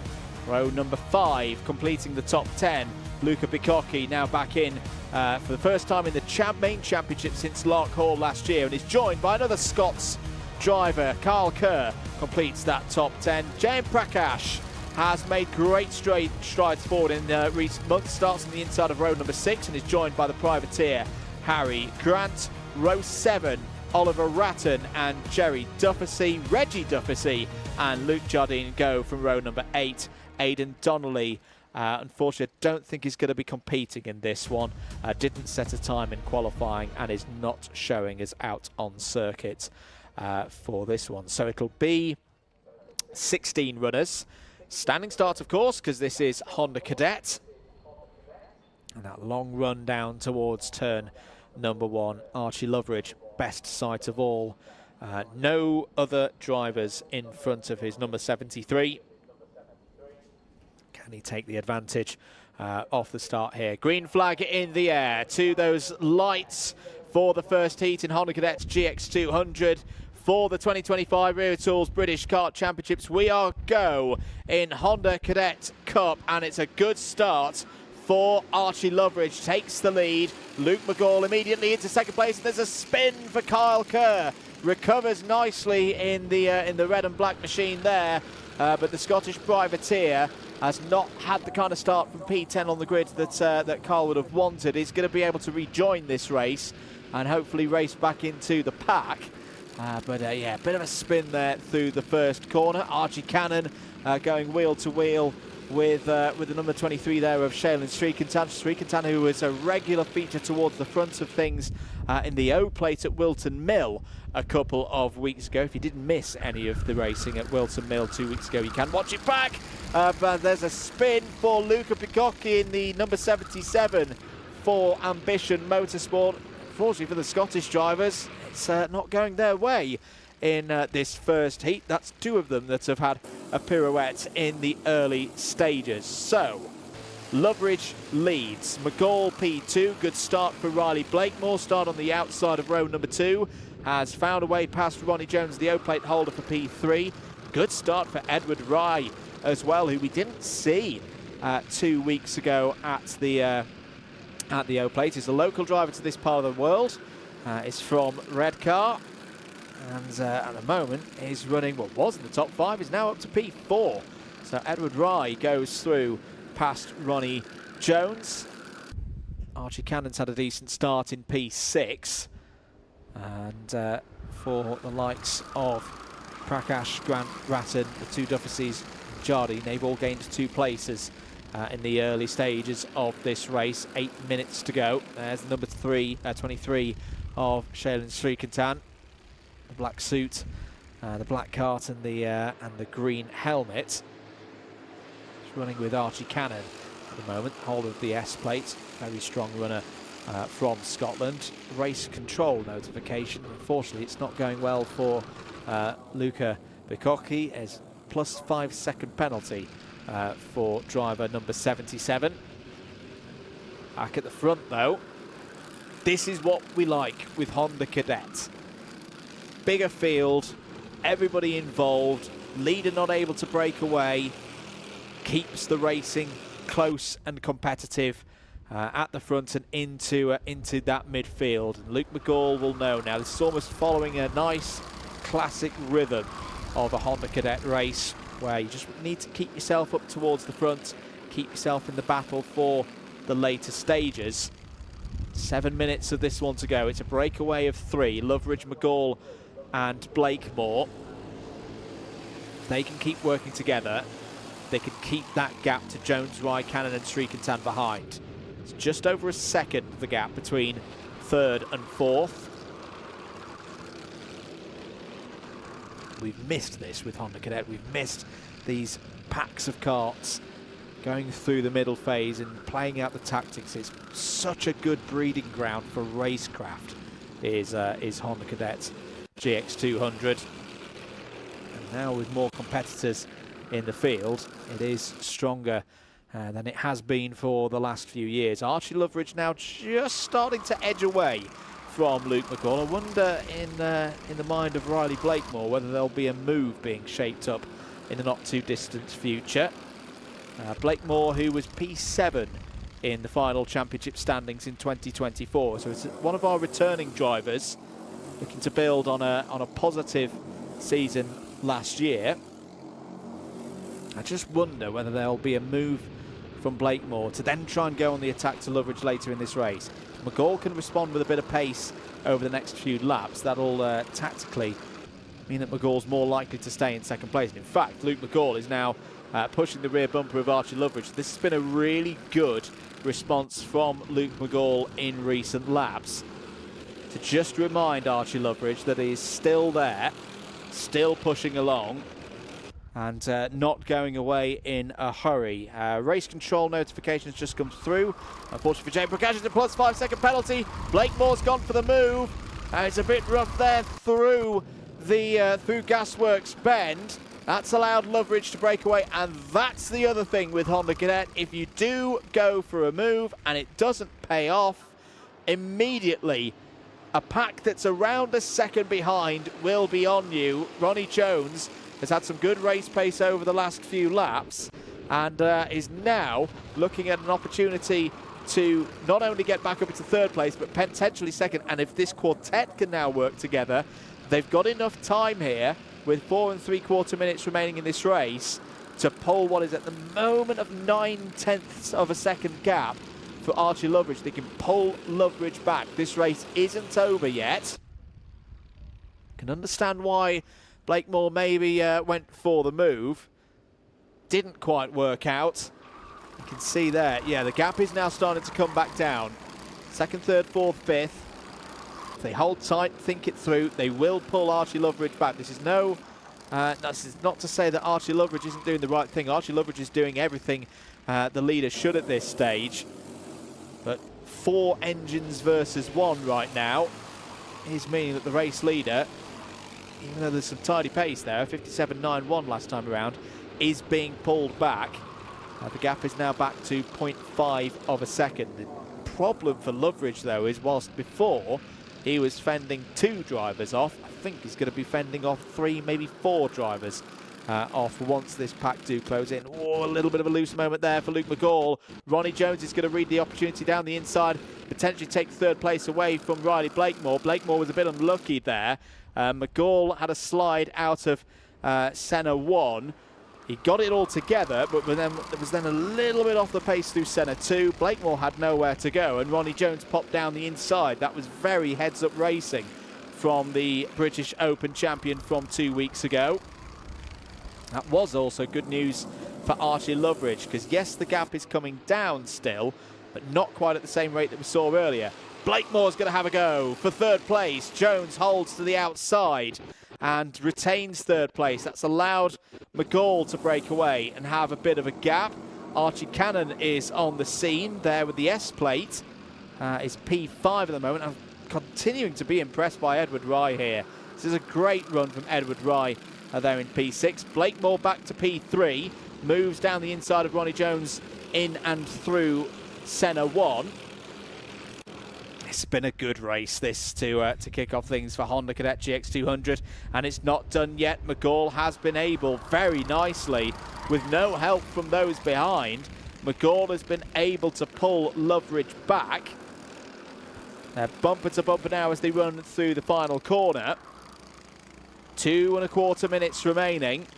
Loveridge points forward to tell McGall, stay with me, don't fight with me. We're a 2 that could stay away now from the pack behind. They do have a good chance here. Again, this is a key aspect of Honda Cadet GX200 racing, that now you've got 2 engines together, can work over the next lap and a half just to keep that gap and potentially grow it from about 7/10 at the moment.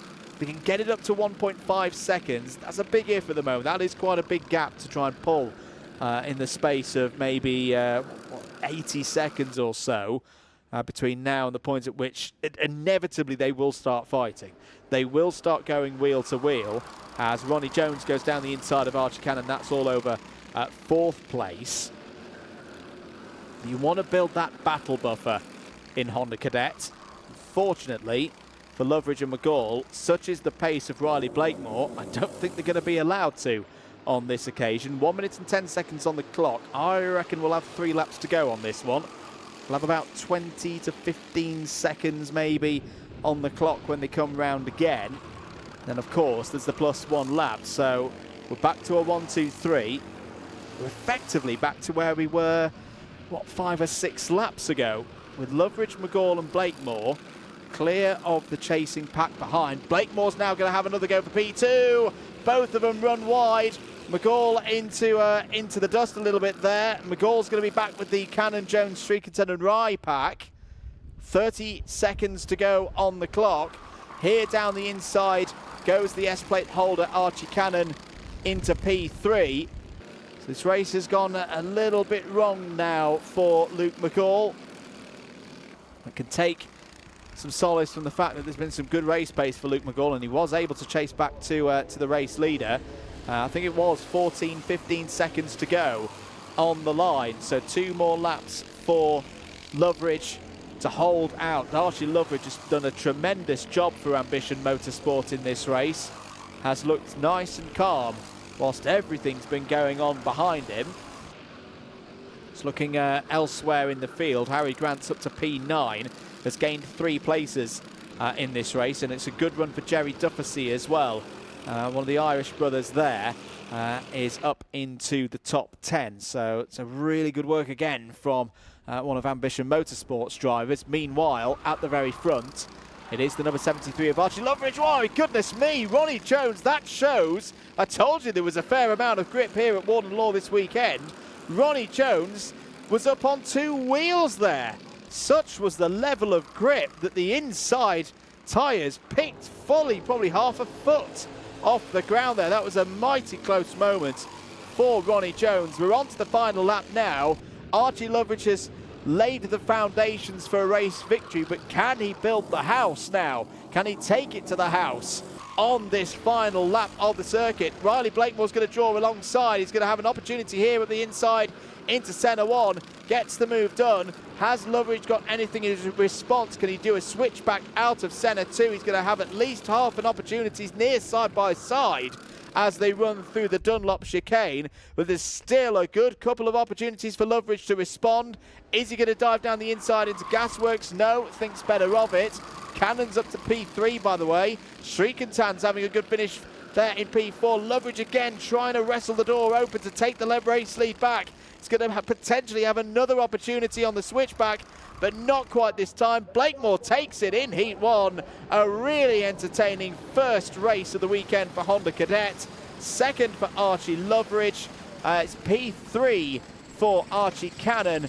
Shailen Shriekentan in 4th. Luke McGall 5th. Ronnie Jones in 6th. Edward Rye, Elliot Bork, Harry Grant and Jerry Dufficy all in the top 10 there.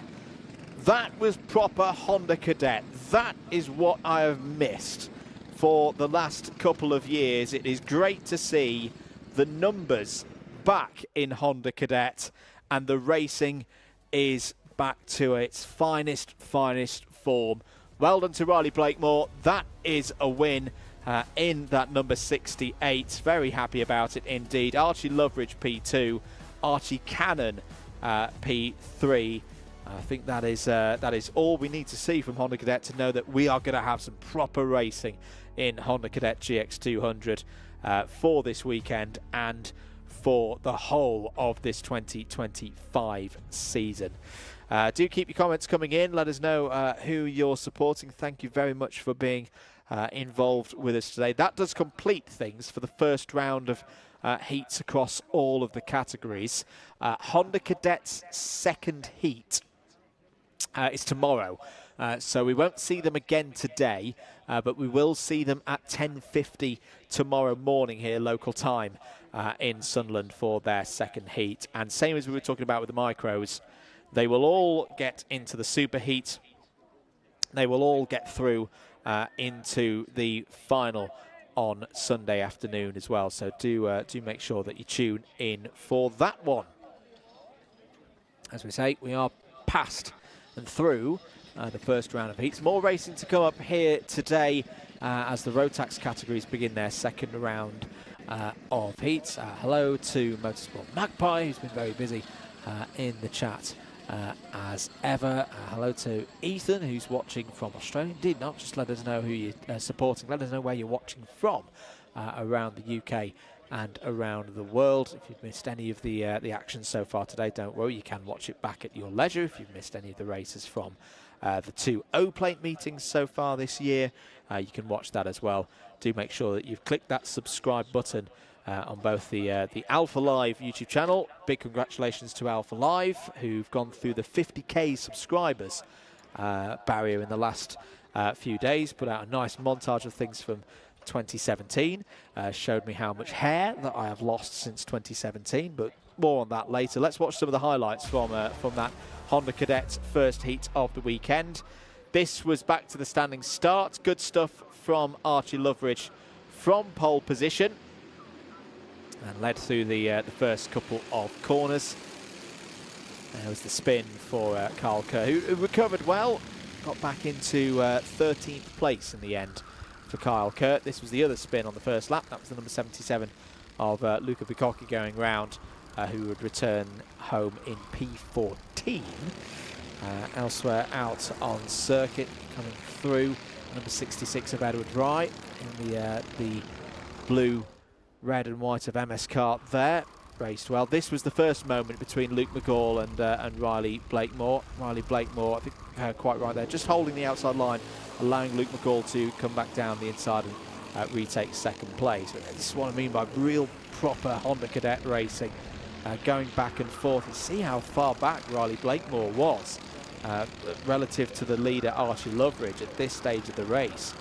In other categories, you would say, yep, this is a done deal. You know, it's going to be third is the best you can write about in these kind of races, but that's not what Honda Cadet is about. If you keep your momentum up, if you race smart, you've always got an opportunity of a race win if you're within 2.5 seconds of the front of the field.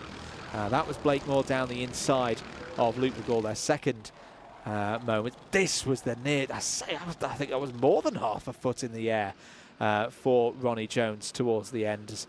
All the rubber that's been laid down across the course of the weekend so far resulted in that close moment there. But a win on the road for Riley Blakemore by 0.12 seconds. Archie Loveridge P2, Archie Cannon P3. More racing here from Warden Law after this short break.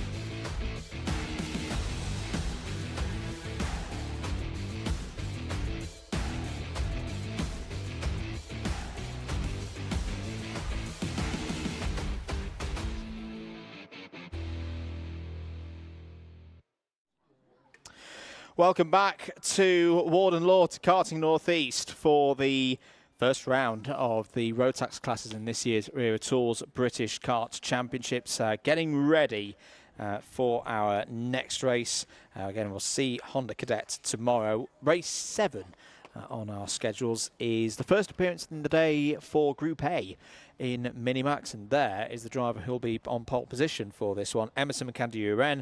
What can Group A do here versus Group C? We'll find out in a short moment's time.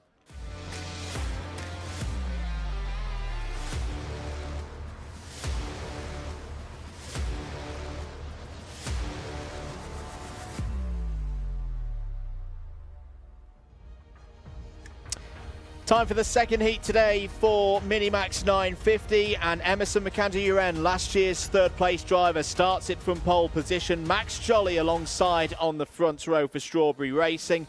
Alfie Mayer and Josh Cormack will start on row number 2. Arthur Farrow, up to Minimax this year, starts on row 3. He's joined by Lucian Smith. Nelson Taylor, brilliant run from Nelson Taylor in qualifying, is alongside Logan Rolfe on row number 4. 2 rookies there. Harry Williams on row 5 is joined by Joshua Cook, George Swire and Alfie Ward on row 6, Leo Livings and Maximilian Aberhart on row 7, ahead of Theo Bradshaw and Austin Owen on row 8. Sebastian Clark and Benjamin Lawn go from row 9, Maria Roberto and Soren Gallagher start on row number 10, Elijah West and Aidan Hammond's due to go from row number 11.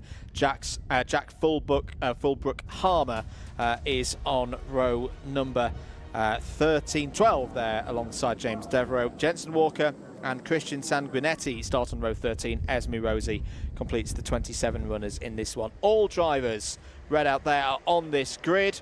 Are we ready for racing? Yes, we are. According to race director Nigel Edwards, we are away for 10 minutes plus 1 lap, and it's a good start for Emerson McAndrew-Uren, one of the favourites in Minimax 950 this weekend. Returning after that great run to P3 in the championship last year. There's 2 drivers off towards the back of the field that we'll come back to shortly. But Emerson McAndrew-Uren looks so quick in qualifying early on today. Austin Oman in the thick of things there on the run through the first of the Senna S's. I think Alfie Ward was also looking to gain positions for MLC Motorsports. It's going to be close this year in Minimax 950, but potentially this weekend we could be looking at the end of the season as this weekend being a key one in terms of the experienced runners, how many points they can put on the board before those who last year were in Microax really get up to speed. But saying that, Alfie Mayer, who is one of those drivers who was at the cadet level last year, is only 0.3 of a second behind the former Microax champion from 2023, Emerson McAndrew-Uren, and is, I think, going to be giving the DHR drivers some problems here in this one. Side by side between George Swire and Theo Bradshaw, I think that was. Yes, it was Theo Bradshaw in the 145. And Bradshaw's going to have to concede that one on that occasion. Another one of the SFR runners is George Swire in this one. Joshua Cook on the move. O-Plate winner last year in Microax. A pretty good season as well in Microax in 2024. Up the order goes Joshua Cook. Should remember as well that any driver who is in Group A arguably got a bit of a tyre advantage. They've not run as many fast laps on their tyres. They'll have done timed qualifying and that's it. Whereas everyone in Group C, we've of course already seen them earlier on today in that first race at the top of the show. With the durability of the tyres that these guys are on from Mojo, it's still a good opportunity for those in Group C to race through. Bit of a rough time there for Austin Oman, loses out a couple of positions to the likes of Theo Bradshaw. I think Sebastian Clark was in there as well. Oman responds back down the inside this time on Alfie Ward. Some good racing out there for the second heat of the day in Minimax 950. And of course for those drivers in Group C, this is a key race. They're all key races, but this one in particular, this is their last chance to race before their super heats tomorrow. They know if they had got a good result in the first heat, get another good one here, you'll be in a strong position for that super heat tomorrow and the first chance of scoring championship points. Subtle revision in the rules for 2025. The 3 chances to score championship points across a Rotax weekend has gone down to 2. Still the same amount of racing, it's just the first batch of championship points will be awarded after the completion of the heats and the super heats. Not like last year where we had the heats, then a pre-final, then a final. It does mean that in terms of total points, there's more weighting on the big one, on the final, when we get to it on Sunday afternoon. 6.5 minutes this second heat in Minimax to go, though. It's still Emerson McAndrew-Uren in the lead. And the leader has been doing some good work in recent laps, because that gap that we were talking about to Alfie Mayer, it was around 0.3 of a second. Emerson has pulled away. It's now 0.8 of a second, and Alfie Mayer is now having to worry about the attentions of Max Jolly behind now. Max Jolly is one of those drivers who's already raced once, so this is a good showing from Max Jolly that he's able to stay with, well, in fact, more than stay with Alfie Mayer, push Alfie Mayer along, even though arguably Jolly is running at a slight tyre disadvantage in terms of peak performance, and the absolute peak performance being gone. There's a problem on the exit of Gasworks. Aberhart is involved. There's another one of the drivers there, I think it was the 150 perhaps. Might have been Sebastian Clark. We'll catch up with that in a moment as there's a change for second place. Through goes Max Jolly past Alfie Mare. It was George Swire, apologies. George Swire was the other driver involved with Maximilian Aberhart. So Aberhart and Swire both down and unfortunately out of the top 20 in this one now. That's not good news for Aberhart, who is one of the drivers in that situation of this being their second and final heat. They will, of course, all make it through to the superheat, but again, it's all just trying to keep yourself high up the order in that top 34 for making the final on Sunday. 5 minutes to go in this one. Halfway through on time. Emerson McAndrew continuing to extend the lead. It's now up to 1.3 seconds clear of Max Jolly. Make that 1.33 seconds to be exact. Alfie Mare in third. Farrow, Smith, Livings, Cormack, Rolfe, Clark and Cook all in the top 10 right now. Great performance from Leo Livings. You see him there in the bright yellow and blue helmet, just to off the back of this group on your screens right now. 7 positions gained for Leo Livings in this race so far, and KR Sport showing that in terms of setup round this track, it's not the easiest of circuits to get your setup right. KR Sport in race trim are doing a very, very good job. Not the first time today that we've been talking about a KR Sport runner driving through the field. Out of the race is Esme Rosie. Real shame there for the English driver for Zip Factory Team. Esme out of this one in the 142, but will get points, of course, for P27. 3.5 minutes now on the clock. Emerson McAndrew looking comfortable in the lead. Max Jolly getting there in P2. I think the main fight is going to be for P3. Oh, as a round there was going one of the Tony Karts, I think. Well, it was the 183.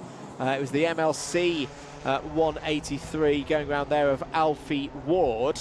We'll confirm it was Theo Bradshaw also involved. So yeah, Theo Bradshaw will drop from 11th place. That was all on the exit of the dogleg. Bradshaw and Ward, I think, will drop out of the top 25 after that one. And again, we'll talk about the story of Minimax 950 and follow how it flows. But for me, it's all going to be about the small margins this year.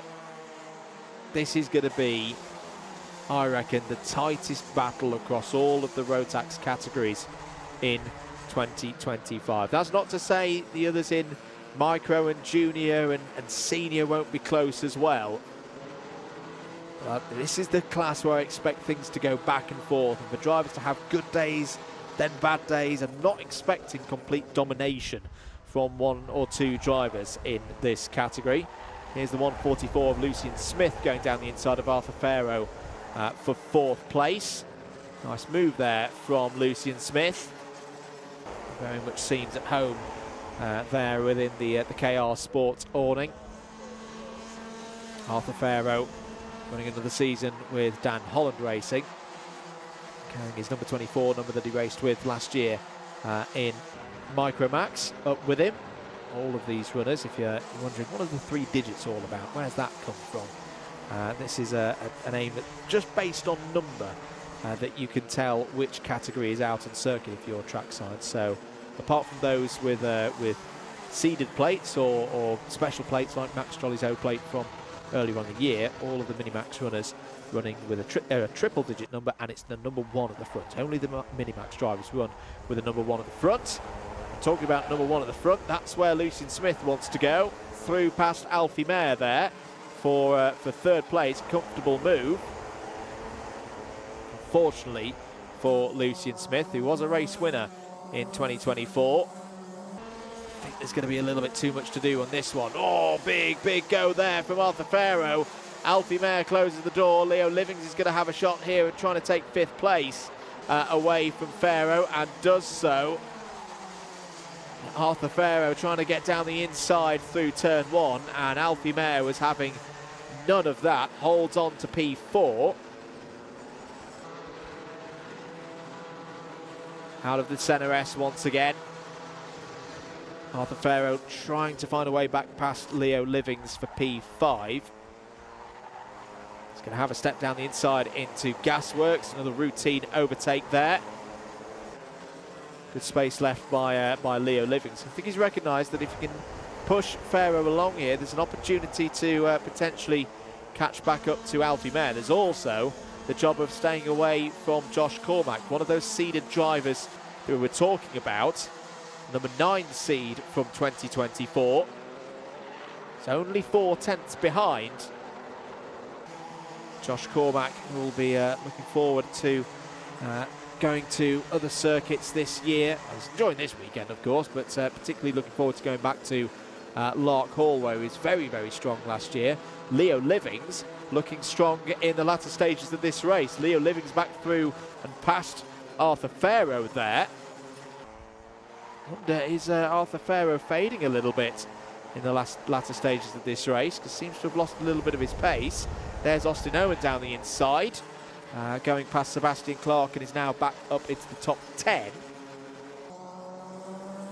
A few drivers with 7 places gained in this race. But actually, your biggest mover is Elijah West. We'll just give mention to Elijah West up to P13.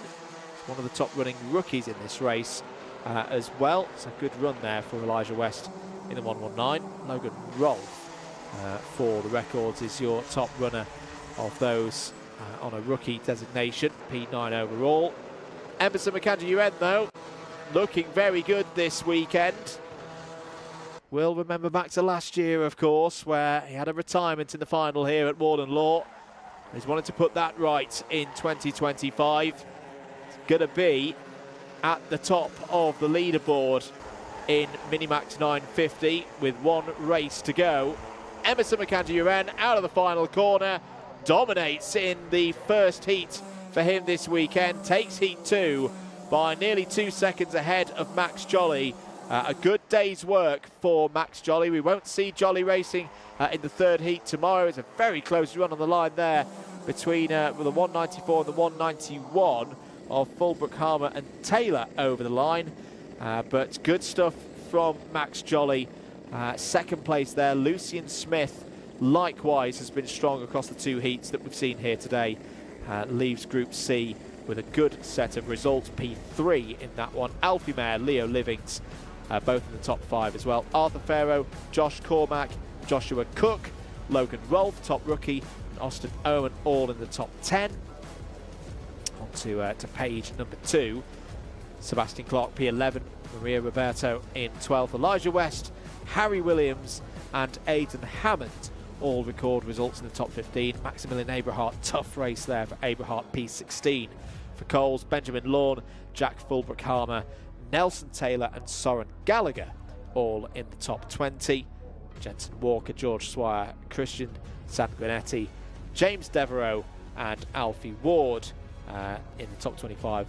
26 finishes in all, completed by Thea Bradshaw, Esme Rosie, the 1 retirement in that one. So the drivers in Parc Ferme, their day is done. The heats aren't quite done for the category. Minimax A versus B will be our race, our final day opener, our first race of the day tomorrow. That'll be at 10 past 10 for those early birds of you with us from 10 o'clock. That'll be our opening piece of entertainment on finals day. And that result, or the result from that one and the results that we've had so far today, will set the grid for the super heats. Just a note as well, if you don't want to hear the results, close your ears now. Let's do the 10 o'clock news bit. So the results from today: Haynes, Jolly, Murrow, Reed, Cormack, the 1, 2, 3, 4, 5 in heat number 1. And we say provisionally in this one, McAndrew, Jolly, Smith, Mayer, Livings, the top 5 in heat number 2. So yeah, that has been a good day for Max Jolly, 2 P2s. Let's have a look at some of the highlights from that one, from the 2nd heat of the day for Minimax 950. Back to the start of the race, calm as you like from McAndrew. He knew there would be some form of attack from Jolly on the outside. It's a good start for Alfie Mayer as well. And that was probably the most strenuous part of the race for Emerson McAndrew. There in the background was the moment earlier in the race for some of our starters who lost out in the early stages. Theo Bradshaw was looking to come through, had some good battles along the way. That was the one with George Swire in the 182.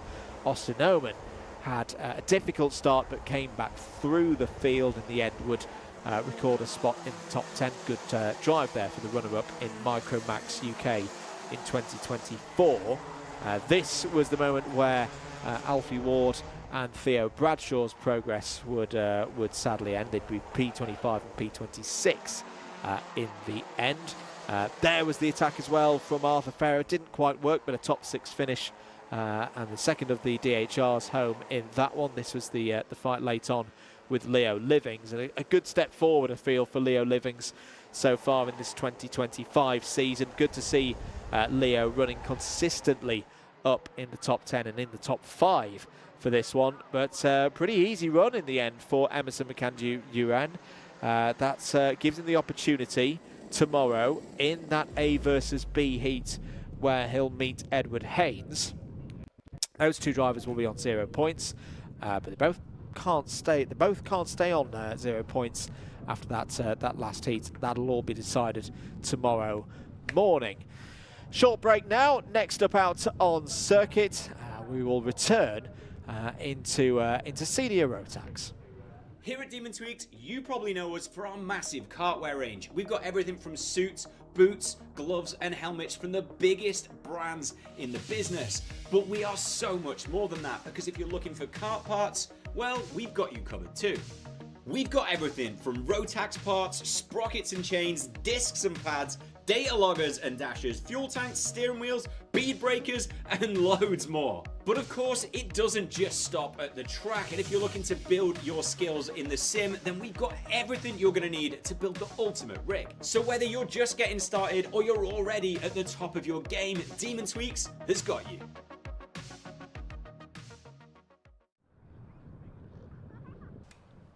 Welcome back to Warden Law, Saturday for Event 1 of the Wera Tools British Kart Championships. The first round of the season for the Rotax categories and for Honda Cadet.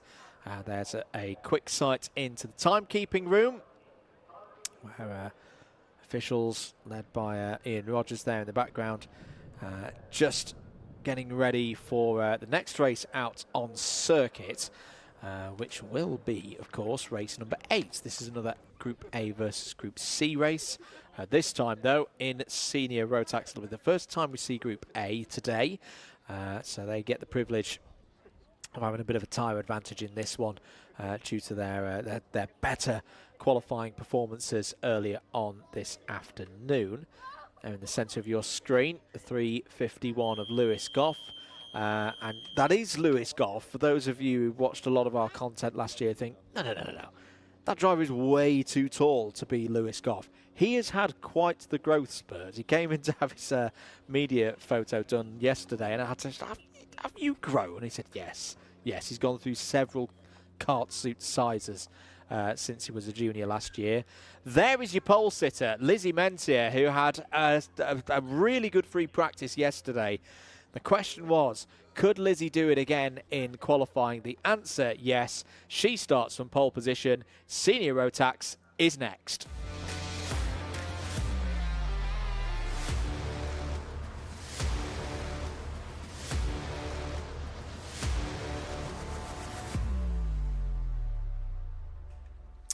Heat 2 for senior Rotax then, Groups A and C heading out on track, and it's Lizzie Mentier who starts on pole position, Lewis Gilbert alongside on the front row, Harrison Crowther and Matthew Higgins go from row number 2 ahead of Joshua Graham and Cian Geraghty on row 3. Kai Hunter enters the scene on row 4, is joined by Jack Baker for this one. Jack West and Lewis Goff complete the top 10. They're ahead of Ewan Charman and William Antrobus on row 6. Joshua Turnbull and Jack Lilly start this one from row 7. William Pemble and Matty Hingley go from row 8. Pearson Bullock Carter has work to do, as does Henry Gregory, both from row number 9. Teddy Pritchard Williams in new Origin Motorsport colours is alongside Rachel Robertson on row 10. Neo Clark and Tyler Harris go from row 11, ahead of Marcus King and Jack Gillingham on row 12. Deacon Russell and Luke Bates start from row 13. It's a 27-strong field completed by Jackson Motorsport's Mikey Walker. Results from Senior Rotax Heat number 1. Harry Bartle took it from Lewis Gilbert, Kai Veach, Guy Cunnington and Adam Wooden. Same stories we were talking about in the minis. Anyone on the outside, Gilbert, Higgins, Geraghty, Baker, Goff. This is their second and final heat before the super heats tomorrow. They need good results in this one to keep their momentum going. Lights go out, 10 minutes plus 1 lap begins. There's a little bit of drama in the middle of the pack. I think one of the Hunter Motorsports, it might have been Ewan Charman, was on the grass for a moment there, but it was a good start for Gilbert round the outside. Has Lewis Gilbert been able to hold on to the lead? Yes, he has. Lewis Gilbert leads then from Lizzie Mentier in the early stages. There's been a decent start as well for Harrison Crowther. Strong 2024 for Coles Racing. He's stayed with Coles. Right now, he's there in 3rd place. Keep an eye on Matty Higgins in this race. Had a retirement in the first one. Won't have as much of a tyre disadvantage as some of the others on the anti-pole side of the grid. Hasn't done as many laps on his race tyres on that rubber, so keep an eye on Higgins. Might be pretty quick in this race and needs to be, having had that retirement in heat number 1. End of the first lap then. Gilbert leads. Mentier P2. Great power for Lizzie Mentier here this weekend. The Dan Holland Racing team have really got that kart tuned into the performance window that Lizzie can really enjoy, really perform with, and look to go forward. Meanwhile, her teammate Matthew Higgins is down the inside of Harrison Crowther for P3. Crowther's going to try and hold it round the outside and have an opportunity through Senna 2. No, says the Welshman, shuts the door. That is Higgins up to P3.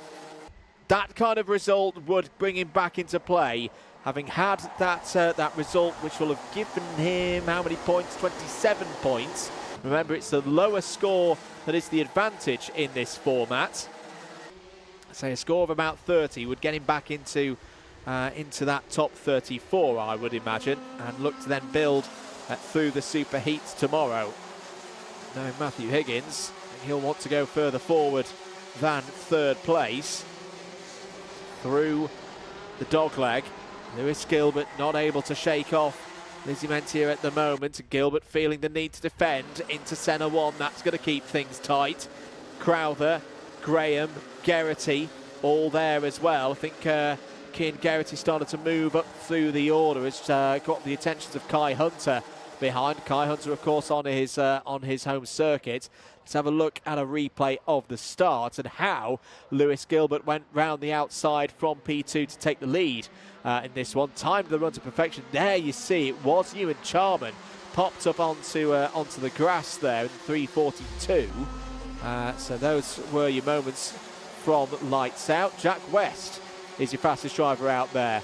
Another driver who's in pretty good form at the moment. 50.39 for Jack West, currently P6 on the road. But Gilbert's keeping things close in this one. Mentier has a look, but not able to draw alongside as through goes Kai Hunter into 7th place, past Cian Geraghty. Has driven thousands, if not tens of thousands of laps of this place, has Kai Hunter. As Crowther looks down the inside of Lizzie Mentier. So Higgins has got through into 2nd place in recent moments. Mentier still there in P4. Joshua Graham not too far behind, a race winner last year, of course. Seeded 8th in the final championship standings, hence why he's not running with a triple-digit number starting with 3 in this field. Joshua Graham will definitely be looking to build on from that P8 finish in the championship last year. Through into the Senna S's once again. Lewis Gilbert still leading this one. Matthew Higgins looking to strike back, looking to bounce back from that disappointment. The driver who won at Kart Masters last year, of course, hence why he's running that GP plate, is Hunter down the inside once again. Takes 6th place this time, away from Jack West.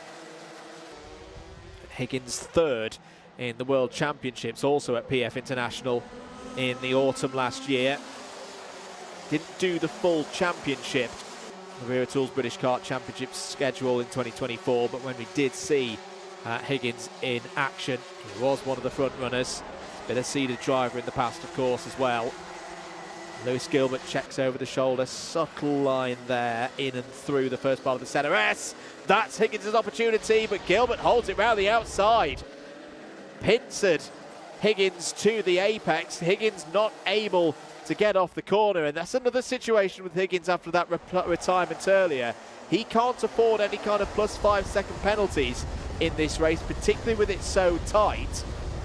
At the moment, 5 seconds covers all the way down to Henry Gregory in P19. So Higgins just making sure that he remains there in second place and doesn't open that one open to be discussion with the race officials. Quite wise driving, if you ask me, from Matthew Higgins. Out to the dogleg once again. Crowther still there in third place. Gilbert goes defensive into centre one. Makes that single move. She's allowed to do, but is there an opportunity now for Higgins? Gilbert shuts the door. Higgins not far enough alongside to realistically go for a move there into Dunlop, but you feel at the moment that Matthew Higgins has got more pace than Lewis Gilbert. But it's stacking up behind as well. Crowther still third, Mentia fourth, Graham and Hunter completing the top 6. And Ewan Charman there as well, Kai Hunter's Hunter Motorsport teammate. He's looked pretty quick so far this weekend. Switched over to that team halfway through the 2024 season. He said yesterday during the build-up show has hit the ground running in the CS55 machine. Gilbert really on the defensive now through centre 1 and 2. This is going to start making things difficult for those in the middle of this pack because more drivers are going to join. Jack West's going to join, Lewis Goff's going to join, Joshua Turnbull's going to be in there as well. They're all going to be looking for a way forward. The pace at the moment down in the high 50.88 last time around for Lewis Gilbert, so they're almost a second off the best laps that we've seen so far in this heat. 3 minutes and 10 seconds to go. Warning flag for Lewis Gilbert. I thought that might come. Now, the drivers have been given the directions in the guidelines for driving standards that there is a limit to how much they can defend and basically slow the pack down, particularly in the middle of races. Lewis Gilbert has been given his warning. He's been given his notification from race control that they have noted how he's driving and said this can't continue for the rest or the whole of this 2.5 minutes remaining. We have seen this process be put in before. We have seen drivers not heed the warning and as a result lose race victories. That's not what's going to happen at this stage. It's just a warning at this point, and we should note now that Lewis Gilbert has now started to stretch things out again. So in a way, this could be quite a strong tactical play from Lewis Gilbert. You can see how he's stopped defending, stopped driving down the middle of the road. That's absolutely fine, and is now looking to stretch things out a little bit more and let the others have battles amongst themselves. This is very good playing of the situation by Lewis Gilbert. The last lap time, well, we were talking about 50.8s and 50.9s, he's just popped in a 50.36. You can see how the top 4 have started to stretch away now. Joshua Graham's going to be under a bit of pressure here from Ewan Charman. There's been a swap in the Hunter Motorsport ranks. Charman has got ahead of the O-Plate winner from a few weeks ago, Kai Hunter, who took his 4th senior O-Plate, his 5th O-Plate of any description across his career. Now into the championship. The job for Hunter, he wants that number 1 plate back. Of course, he won in 2023. Driver was a big part of the DHR Championship campaign that year, though. Matthew Higgins there in P2. Has he got the pace now to find a way past Lewis Gilbert? Second place would still be a very good result for Matthew Higgins. But again, getting back up the order in the intermediate classification. And a retirement in the first race, if you weren't with us earlier on this afternoon. 40 seconds of this race to go. 2 more laps for the drivers out there. Just a note on those coming through the field. Teddy Pritchard Williams, Super Ted, is soaring through, has gained 6 places in this one, is up into the top 15, solidly into the top 15. The number 4 seed from last year, 13th to be exact. Mikey Walker as well has gained 8 places for Jack's Motorsport and is up into the top 20. 10 seconds remaining on the clock. Gilbert into Gasworks again. Defensive work from the 357. That's William Antrobus on your screens. And yes, he is wearing Will Archer's helmet. For those who keep an eye on the artistic license of the drivers. I'm not sure why William's wearing other Williams helmet today, but it's serving him pretty well. He's on for 2 top 10s at the moment. It's the runner-up from the Junior Rotax Championship last year. Meanwhile, back at the front, Lewis Gilbert. Can he hold off Matthew Higgins? Does Matthew Higgins go for a move? He needs a result here. He can't go all in. It's not worth losing a potential 2-point score, a low score, to gain another 2 points. And I think Gilbert knows that. Doesn't have to defend too hard in and through Gasworks. Higgins is still there though. Gilbert's got to get this one off the final corner and get it to the line. Lewis Gilbert is going to be towards the front of things in the Super Heats tomorrow. He takes heat number 2 from Matthew Higgins, who is back in the game. Harrison Crowther P3. That's a solid start for Harrison Crowther here this weekend at Warden Law. P4 for Lizzie Menzies. Good conversion of a pole position into strong points in that one. Joshua Graham, Ewan Charman, Kai Hunter, Jack West, Lewis Goff and William Antrobus all in the top 10 there. Joshua Turnbull P11. But Lewis Gilbert takes the win, and I've got to say that was some shrewd tactical play there from Lewis Gilbert. He knew where the boundaries were, and he stayed within them, got the warning flag, but no more than that on our live race control timing and scoring there. Gilbert wins, Higgins, Crowther, Mencia, Graham, Charman, Hunter, West, Goff and Antrobus as mentioned, all in the top 10. P11, Joshua Turnbull. Kin Geraghty might be a bit disappointed there with P12. Lost some positions in that one. That was, of course, Geraghty's second race. Teddy Pritchard, Williams P13. Matty Hingley P14. Jack Baker, Jack Lilly in the mid-pack there ahead of Pearson, Bullock, Carter. Henry Gregory, Mikey Walker and Neo Clark. That was your top 20. Rachel Robertson lost 1 position, finished P21. Luke Bates, William Pemble, Deacon Russell, Tyler Harris, Jack Gillingham and Marcus King, all finishers. 27 started, 27 saw the checkered flag. So plenty to think about there from Senior Rotax. I say I think it's going to be good racing here this weekend, but I think it's going to be different to what we saw last year. A lot of dramatic moments, a lot of fireworks in Senior Rotax this year. I think now the blend of drivers that we've got for 2025 is going to be a real thinking drivers game for at least this weekend here at Warden Law. We will see Senior Rotax back, of course, in the morning. Their A versus B race is the second race of the day, so 10:30 tomorrow morning local time here. Second race of the day, as we say, for the A versus B heat, and then their super heats, because of course we'll have some of the drivers that we've just seen there we won't see till the super heats. The super heats at 12:50 and 13:10. Everybody makes it through to the super heats. There will either be super heat A or super heat B. That'll be all down to how they look in the intermediate classification after the completion of that third heat that we mentioned will be at 10:30. So that's the order of things for Senior Rotax going forward. We look forward to seeing them tomorrow morning. They'll get some good rest overnight. All of them have raced at least once. Group C have, of course, raced twice. 3 more races to go here today at Warden Law for Saturday of Event 1 for the Wera Tools British Kart Championships 2025. And Junior Rotax will be our next port of call. 2 races for them.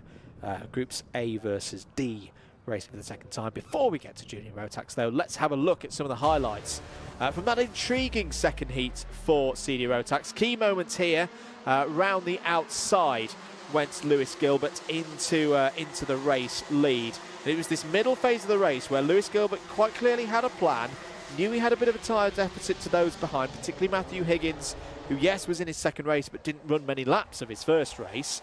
And he kept it bottled up, he kept it tight, he kept all the others, your Menzies, your Grahams, your Charmans, your Hunters, all of them guessing versus one another. He got to the point where, of course, he had the warning, then he started to stretch it out at the front, playing within the boundaries of the guidelines, and if you ask me, doing so quite smartly was Lewis Gilbert there. In the end, winning by 2/10 from Matthew Higgins, Crowther, Menzies, Graham all in the top 5. So not many position changes in that top 10 in the second half of the race. I think that was one of those races where drivers were just getting through this one, taking it to their final heats tomorrow, keeping themselves as high up the order as possible, limiting the amount of risk that they were taking today in those heats. That won't be the order of the day tomorrow, of course. Once they get to the final, the gloves will properly be off. We can, of course, look forward to that on Sunday afternoon. Junior Rotax is up next after this short break.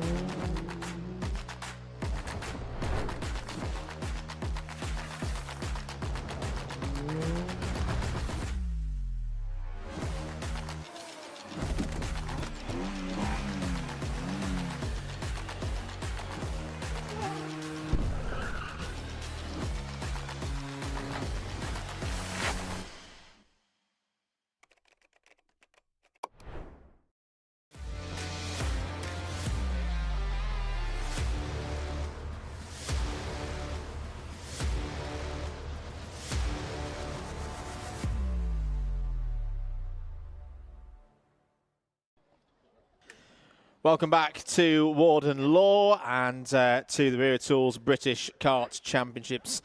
Not too long away before we get into Junior Rotax's third heat of the day, second racing appearance for Groups A and C. And you can see the concentration of the drivers psyching themselves and getting themselves in the zone for this next one of 10 minutes plus 1 lap. Andrew Mather on commentary duties for you today here up in the northeast of England. Let's take you through the grid then for this next one. Leon Hasty will be on pole position for race 9, heat number 3 for Junior Rotax, the O-plate holder, having taken that British Open title a few weeks ago.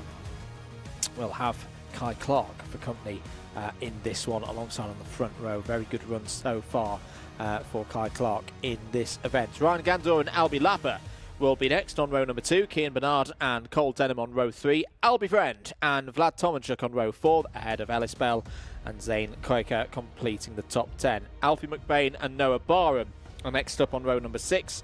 Louis Radcliffe and Jensen Chalk on row number 7. Marta Kubahidze and Eva Morris on row 8. Ewan House and William Archer needing to move forward from row 9. Henry Cameron and Sam Mott likewise on row number 10. Bella Stansmore Wilson And Riley Cranham starts on road number 11 ahead of Oliver White and Benjamin Baker. Row 12, row 13, Joe Yao and Connor Large. Row 14, DeJohn Bennett and Kieran Stewart. Samir Paul completing the runners in this one, 29 of them in total. So the news from the first couple of heats for the heat winners, no change. So we will see someone lose their unbeaten record in this race, and the drivers almost on cue, telepathically on cue from myself here in the comms box. Cause a false start, bit more time to run down what you may have missed earlier if you weren't with us. So first heat of the day went the way of Leon Hasty, your pole sitter in this one. Albie Friend was P2, Charlie Wolf at P3, Ryan Gandor P4, Archie Love at P5.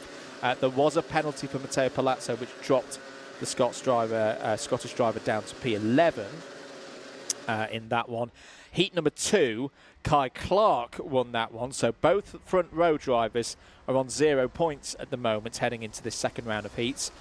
Noah Barham was P2, Vlad Tomanchuk was P3, Jacob Ashcroft and John Buchan completing the top 5. No penalties from what I can see there from the quick mental maths in the top 5 in heat number 2.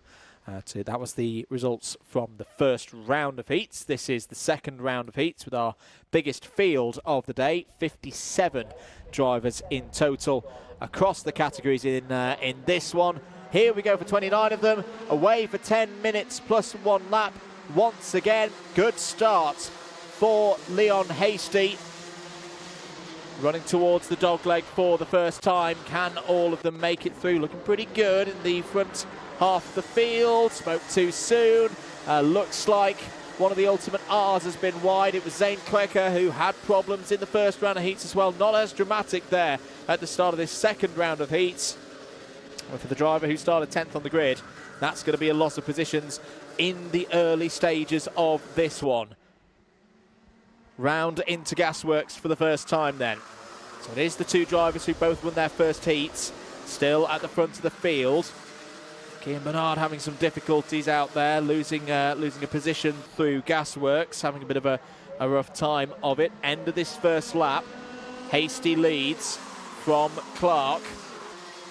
So if it was to finish this way, Hasty would be guaranteed leader of the intermediate classification after round 2. Because remember, the next closest driver in the scores at the moment, I think it's going to be Charlie Wolfett. Yes, it would be Charlie Wolfett on 3 points, and can't go negative points in this system.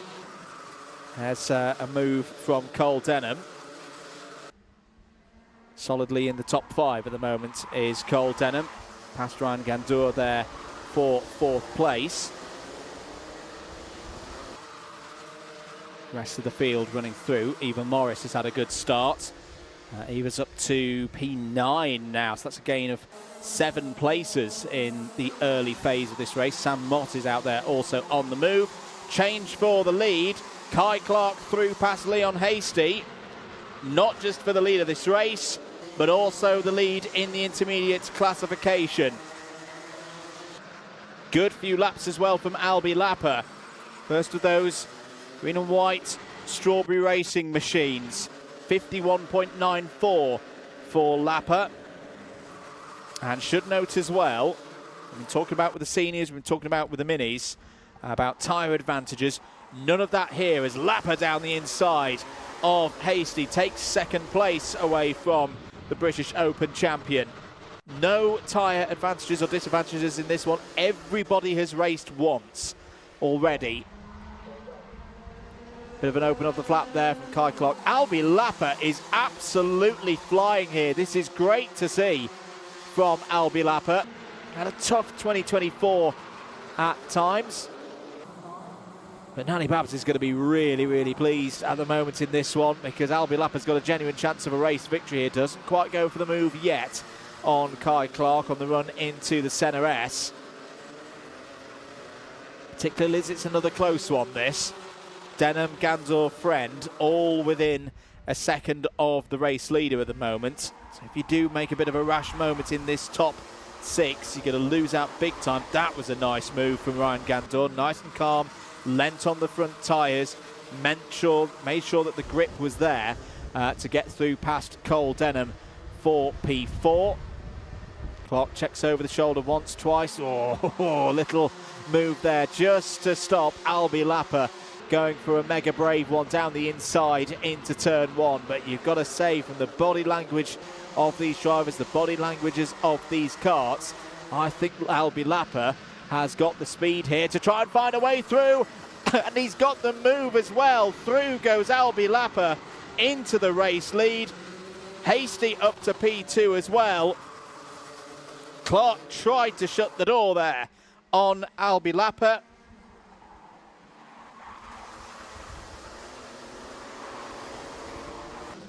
But not to be on that occasion. So Lapper leads, Hasty P2, Kai Clark P3, Cole Denham is now up to P4, plus 5-second penalty for Zane Quaker. So it's been a tough day for Zane. Not a good result in the first race.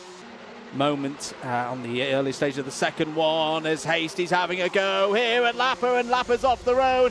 Hasty trying to go around the outside. That's not going to work out. This could open the door for Kai Clark to retake the lead of this race, and Kai Clark does retake the lead of this race. Nearly 3 wide in the background between Hasty and Albi Friend getting involved there as well, but Albi Lapper and Leon Hasty going wheel to wheel there. Quite forceful racing between the two of them has allowed Kai Clark to step back through, retake the lead of this race, and now look to try and gallop away. Lapper was still there in second place though, so didn't lose too much in that affair. Albi Lapper again, he's got such good speed down the main pit straight here. Lapper trying to look round the outside, isn't going to be able to get through there. Turn 1 very much tightens on exit before they get to Brian's Bend and then the dogleg. Down through St. John's. Albi Lapper, this is where he got the move done a few laps ago to take the race lead. Ryan Gandor still there as well. In third place, Leon Hasty's back up to P4. Vlad Tomanchuk having another solid run here. Has already got some good points on the board from the first round of heats. And again is present there in the top 5. Ellis Bell is joining the party in this one also. The Coles Racing 246. Good to see Ellis Bell back in the paddock. I don't think we've seen Ellis back in the paddock since Lark Hall last year. Apologies if I'm mistaken, but it's been a really strong effort for another one of the Scottish drivers here so far this weekend. 3 minutes and 45 to go. Key lap there, I feel, for Kai Clark, because he's just edged away from Albi Lapper. Is Albi Lapper tiring a little bit? Is Albi Lapper coming to this race with a lot of energy in the early stages and is not quite at the moment to keep going at that same turn of speed that we saw earlier on? Or is it simply Kai Clark digging deep, pushing hard here in this second round of heats? Through into Gasworks once again. Hasty has a little look on Gandor as out is Joe Yao in 289. There's another driver involved there which we'll identify in a short moment's time. I think it might be, yes, it's Samir Paul in a 213. Both of them are running 23rd and 24th places at the last count, so unfortunately for them they are out. And it's going to leave them with a tough run and a tough prospect in the super heats tomorrow, because remember, this is the category that is hardest to break through into the final. It's got the highest number of drivers that will not make the cut for Sunday's final. None of them want to start their Wera Tools British Kart Championships in that way. Top 2 have broken away now. Clark and Lapper have gone, I would say, probably about a second on Gandor and Hasty, who are fighting hard over third place. That's a nice reading of the road by Vlad Tomanchuk. Hasty going to the outside. Tomanchuk steps through the door on the inside, gains a position out of that. Hasty now having to hold off Albi Friend. Cole Denham has lost out in that exchange as well, as back with the race leaders. Kai Clark shuts the door on Albi Lapper down the pit straight. Yes, it's only the second round of heats, but the key for this one is it's the final round of heats. This is all drivers knowing that it's so tight here in Junior Rotax. And if they can keep themselves up the front ahead of those super heats tomorrow. They could be on for some good championship points. There's Friends down the inside of Hasty. That's for P5. So Albie Friend showing once again that he's got the pace here in Junior Rotax. 90 seconds to go on the clock. Defensive line from Cole Denham. That's all to keep Eva Morrison, Ellis Bell and Noah Barham behind. Noah Barham's been a bit quieter in this race. It was a great run in the first round of heats. We've not seen Noah moving through the field to the extent that we saw earlier on today. Just 2 positions gained for Barham right now. Meanwhile, back at the front of the field, Clark from Lapper, 0.28 of a second. Ryan Gandor has driven really, really well in this race. Will be licking his lips at the opportunity here of at least a top 3 for the Canadian. Through the Dunlop chicane go the race leaders. Lapper, that was more of a defensive position there into Gasworks as opposed to an attacking one. It worked, just kept Ryan Gandor behind there. Ryan Gandor locked in 3rd place. 2 laps to go then. Clark again, knowing that he's going to make the move to hold Lapper off. It's that run out of the final corner where Lapper is particularly strong. Over the flat curb on the exit of the dogleg again. Into Senna 1 and Lapper is knocking on the door. Is there an opportunity here now for Gandor to step down the inside? Beautifully done. Good switch back from Lapper. Saw that coming, didn't panic. Holds on to 2nd place. Vlad Tomanchuk still there as well in P4. Is Albie Friend going to have a go as well into Gasworks? Lapper holds on to P2. That could be the key point of this race for Kai Clark. For the first time in a few laps, Kai Clark has got a gap. Shouldn't need to defend too hard down into turn 1. Checks over the shoulder, sees that he's got the gap, doesn't need to swing across, can take turn 1 with that normal line. That's all fine. And as we say, Albie Lapper has been strongest in that part of the circuit. Has Kai Clark got this heat sewn up? It would be a big one. It would leave him at the top of the intermediate classification.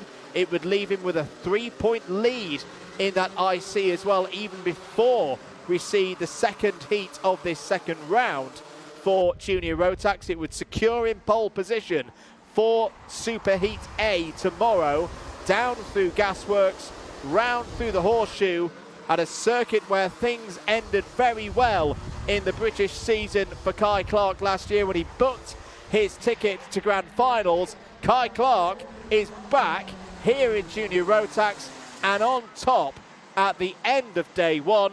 2 races, 2 wins, a superb performance from Kai Clark. Drivers head on into pit lane. Clark wins it by 1/4 of a second. Albie Lapper, very good performance there. Nana Babs is very proud, happy and proud with that one. P2 for the Strawberry Racing youngster. P3 for Ryan Gandor, P4 for Vlad Tomanchuk, P5 for Albie Friend, and then a trio of Scottish drivers up next. Hasty, Denham and Bell take us down to 8th place. Noah Barham P9 and Zane Quecker recovered nicely there to get into the top 10, but we should note also does have a +5 second penalty that unfortunately will actually drop Quecker down quite a way, because that was a close run thing, particularly in the midfield. Going on to page number 2, Eva Morris, P11, Jensen Chalk, Riley Cranham, good drive there from Cranham, up 9 places in that one. Bit of a difficult race for Cian Bernard, lost 9 places.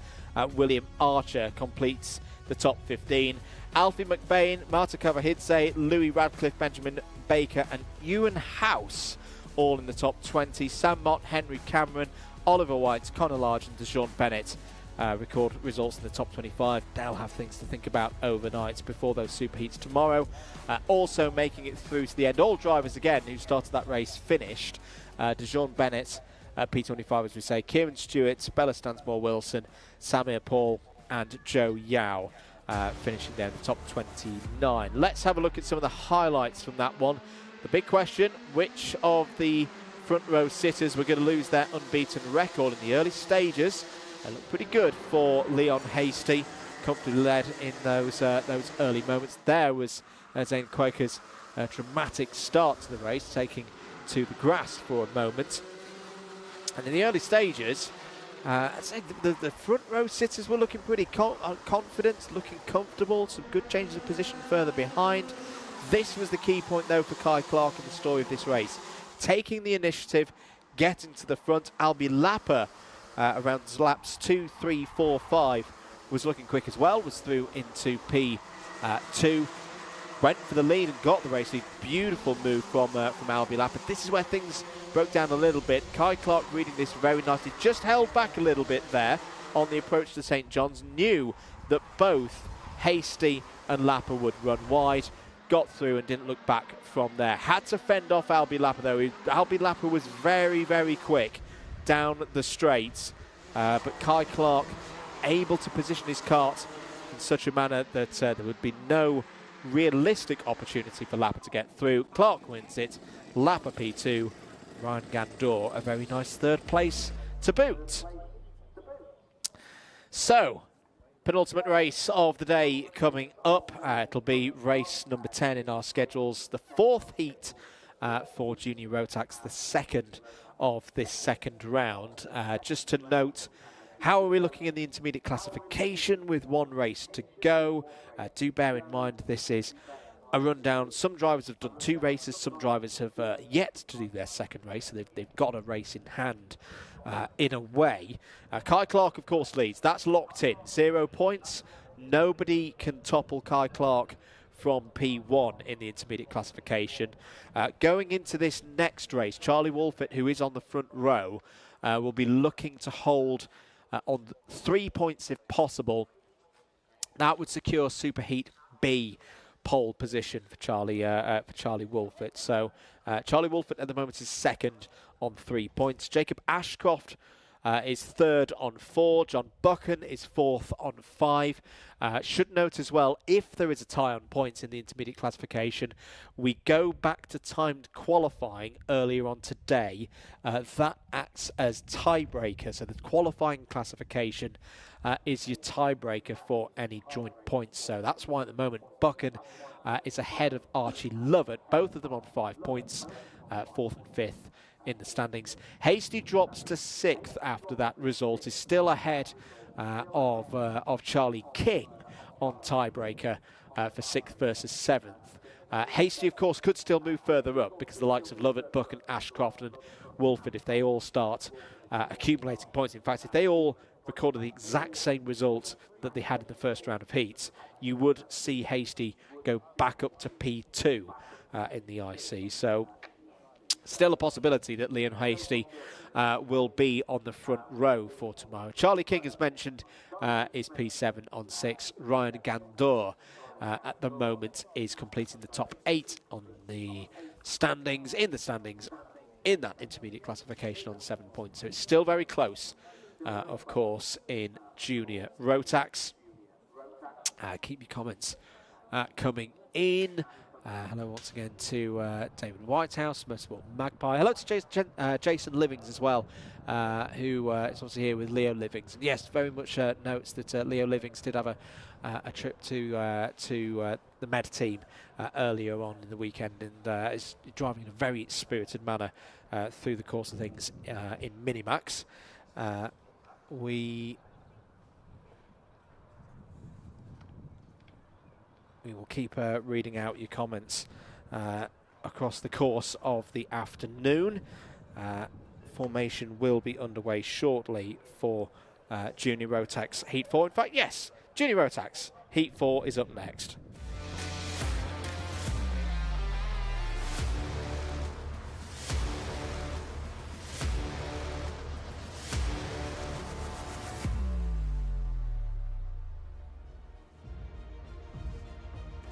Here we go then, heat number 4 for Junior Rotax, the second of the second round. John Buchan on pole position, Charlie Wolfett alongside on the front row. Isaac Barker and Charlie King go from row number 2, they're ahead. KR Sport Duo of Harry Freeman and Matteo Palazzo. Sebastian Lusch didn't have a good first race, but has got a good opportunity on row 4 here. He's joined by Archie Lovett. Jacob Ashcroft will look to race through from row 5. He's joined by Daniel Minto. Jack Collinson on home ground starts on row 6. He's joined by Luca Holmes-Ballack. Row 7, Jared Fox-Whiteley and Finley Lines. Lines needs a good result in this one. Harry Holland and Jake Flewitt are on row number 8. Taylor, Griffiths, Buck and Hartley take us down to P20. Chandaria, Harper, Steenman Kong and Gray to P24. Dixon Cohen, Nelson, Turner and Wade complete the 28 runners in this one.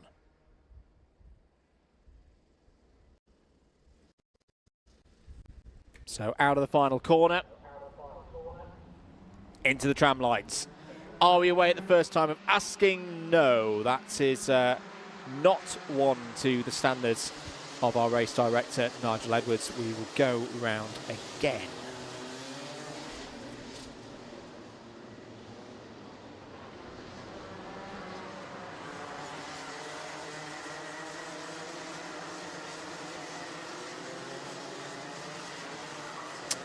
So, still 10 minutes plus 1 lap for these guys. And if you're just joining us, this is the last heat for Junior Rotax here today. And we'll see all of these drivers in action in the super heats tomorrow. They, in fact, will kick off the super heats section of the programme. So if you are waiting for when drivers in groups A and C are back out, they'll be in a subtly different order, of course, in those super heats, 11:10 and 11:30 for the Junior Rotax super heats. Oh, now that is a problem for one of the strawberry runners. I think that might have been Pano Stienmonkong from Thailand. Yes, it was. Panu's not gone through the second sector, so I think that is going to be the 2-on-2 out of this one, unfortunately. We are green, we are racing for 10 minutes plus 1 lap, very even across the front row in the early stages. John Buchan's going to hold on, though, to the race lead. Charlie Wolfett's done well to hold around the outside and keep on to P2. Down towards St. John's the first time. All remaining runners in this one have got through. A bit of a moment for Jared Fox-Whiteley there, the 2:22 for Jack's Motorsport. Lost a couple of positions, but at least kept himself on the road. One of the Sam Pollitt Racing entries running wide. That might have been Luke. That might have been Jack Collinson in the 291. Through Horseshoe for the first time. John Buchan, I liked how he started that race. Was nice and brave. Held his line on the inside. Was not going to be overtaken round the outside, but he might have to do a bit more work here to hold off a charging Charlie Wolfett. Harry Freeman's had a really good start. Has started on the 3rd row of the grid and is already up to P3, so it's KR Sport again. Whatever they've been doing with their setups here today, we have often seen KR Sport drivers moving forward, particularly in the early stages of races, making big turnovers of positions gained. I'm going to mention another one of them. Wales's Ethan Griffiths, another from that camp, is the biggest mover, or one of the biggest movers on that first lap, as Wolfett goes down the inside for the race lead, takes the lead away from Buchan. Freeman's through as well into P2. Time for John Buchan to reset now, of course. And he's there in 3rd place. So to finish the point on Ethan Griffiths, up 5 places. As out of the race there was Jack Collinson. It's not been the home circuit weekend that Jack Collinson would have wanted so far this weekend. Charlie Wolfett plus 5-second penalty. Now I wonder, was that something from the race starts? There was an under investigation as down the inside goes Freeman for the race lead. Freeman takes the lead in Junior Rotax away from Wolfett, but Wolfett has bigger problems on his plate now. Don't know if we can get a start replay. I just wonder, was it tram lines for Charlie Wolfett? Sometimes in the early stages of these races, oh, that was a close moment there between, I think, Isaac Barker. Yes, it was in the 250 for DHR.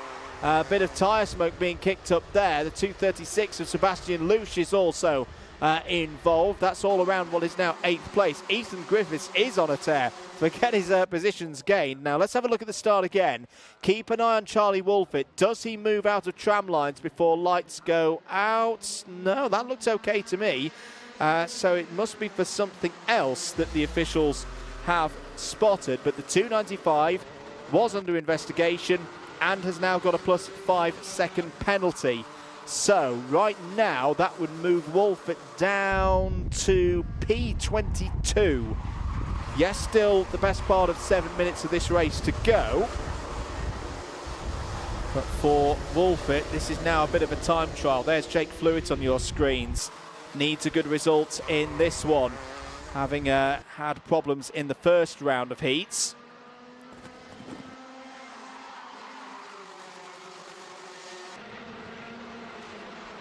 Through the first few corners then. We're on lap number 5 of this one now. Oh, Freeman and Wolfett both pushing things here. They are dropping John Buchan at the moment. They need to keep an eye on Jacob Ashcroft though. Jacob Ashcroft is looking quick again in this one. Is already up to P4. Matteo Palazzo as well is currently your fastest driver on circuit at 51.42. Just gained the single position so far in this one. Other drivers through the field. Finley Lines. Now, Finley Lines will have a bit of a tyre advantage in this one because he didn't do that much of the first race. The Argenti Academy driver is racing from the Sam Pollitt Racing awning this weekend. Good link up there. Of course, running on a Kart Republic chassis. The Argenti organisation, big part of the importing of the Kart Republic chassis into this part of the world. Just over 5 minutes of this race to go. Daniel Minto going pretty quickly as well. It's there in P6. Did a 51.3 last time around. Freeman and Wolfett doing a good job here, and Wolfett's doing the right thing in that not trying to go too hard at Harry Freeman. He doesn't want to put Harry Freeman in the mindset of thinking that he needs to defend. He needs to run this as a time trial. Just hold off in a place where he'll be gaining track time as Ashcroft down the inside goes through past Buchan for P3. But stretch this out. This is the plan now for Charlie Wolfett. Stretch this field out. Negate that 5-second penalty in terms of positions as much as he can. We talked about it's off there. The 230 of Daniel Minto and John Buchan in the 293. That's all gone wrong through Senna 1. That is how quickly this Warden Law circuit can bite. That was all around 4th place. We've been talking about the pace from Freeman and Wolfett trying to stretch it out at the front of the order. That second group trying to push on, and it ends in tears for those drivers involved. Back at the front of the order, Freeman and Wolfett. So where would Wolfett's penalty now drop? Well, it would up in around the top 10. I think 10th place would be where Charlie Wolfett would end up right now if the 5-second penalty was to be applied with these gaps. And I say that will continue to grow. You would think with the field spread that has been established now. There out of the race is John Buchan. That's a real shame for John Buchan. He's checking around, making sure that there's not too much damage on the kart. But Buchan out and will fall down to 25th place, possibly 26th place once the others have come through. Will again have a spot in the superheats, but won't be starting at the absolute sharp end. Won't be starting on the front row like we saw for Buchan in this particular heat. 3 minutes to go then.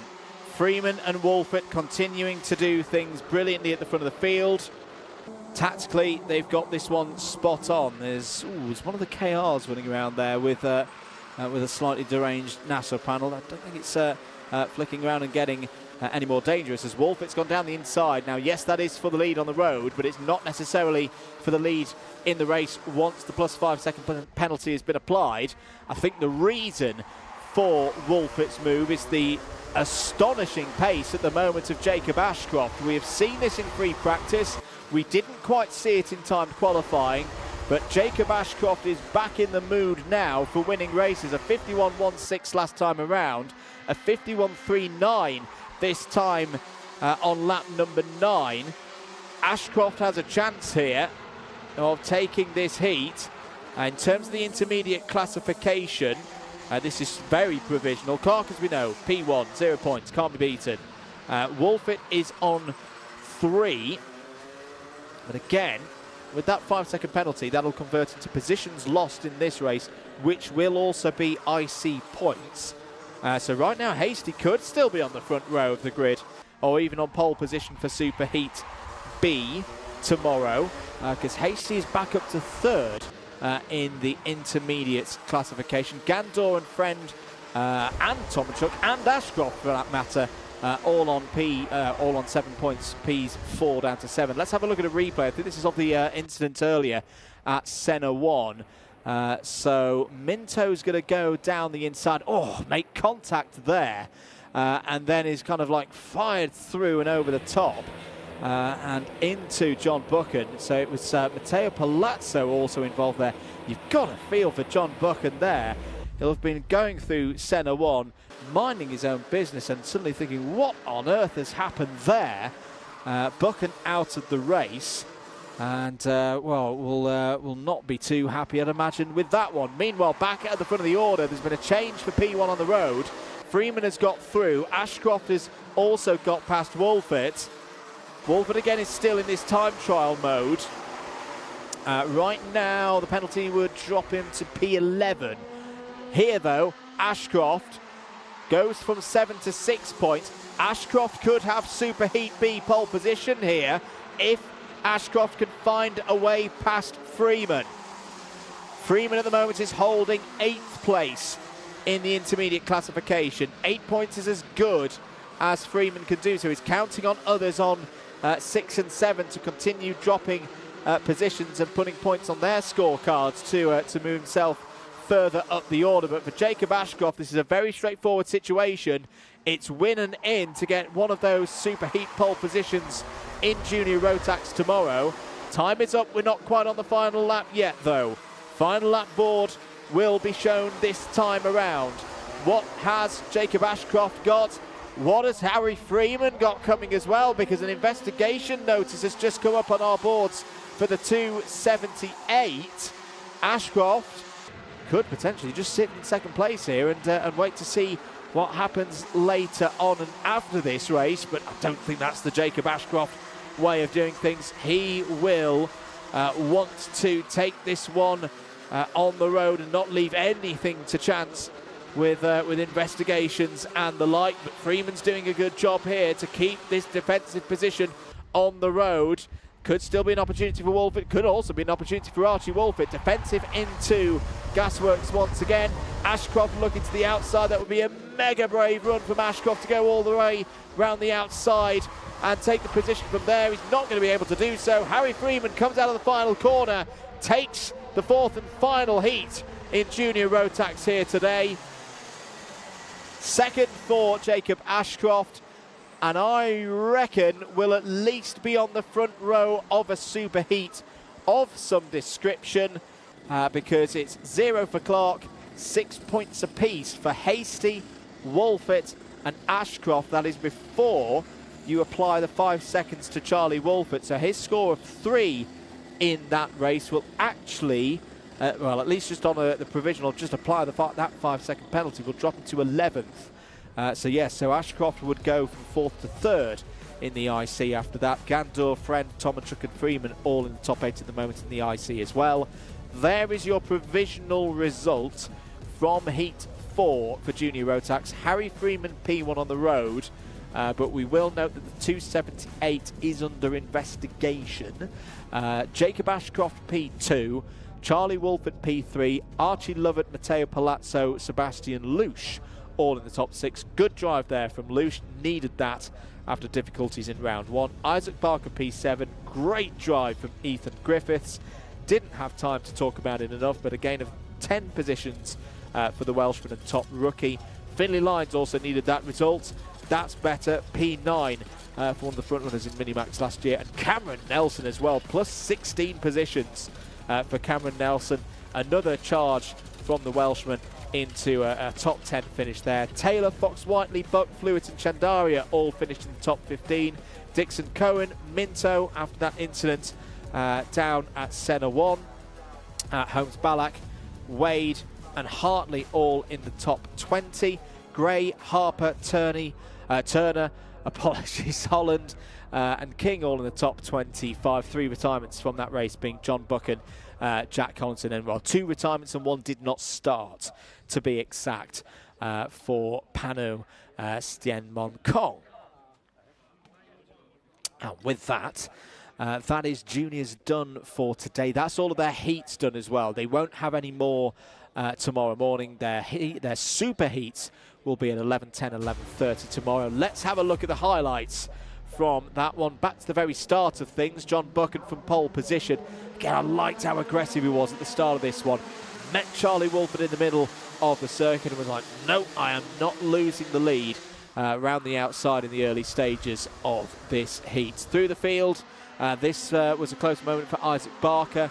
Back at the front of the order. Good start for Harry Freeman as well to join Wolford as there were problems elsewhere on circuit. That was Jack Collinson, or the end of Jack Collinson's departure, early departure from the race. Freeman down the inside of Wolford. That was how Freeman got the lead on the road.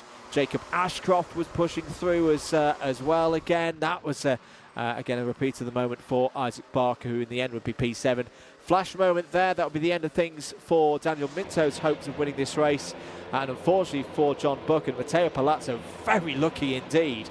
Got a little bit of damage off of that one, but no more than that. And at least for Palazzo, he was able to continue and record a result there in the top 5. Wolford had a +5 second penalty, knew he needed to stretch the field out, wanted to get towards the front. Did a pretty good job, if you ask me, of stretching things out. But Freeman knew that to get through, to get the race win, he needed that track position, because Jacob Ashcroft's race pace was very, very good in that one. Not good enough, though, to overhaul Harry Freeman. But, again, we'll note that under investigation at the end there was the 278. One more race to go here today at Warden Law. After this this short ad break, we'll be back for race number 11, heat number 2 for Microax.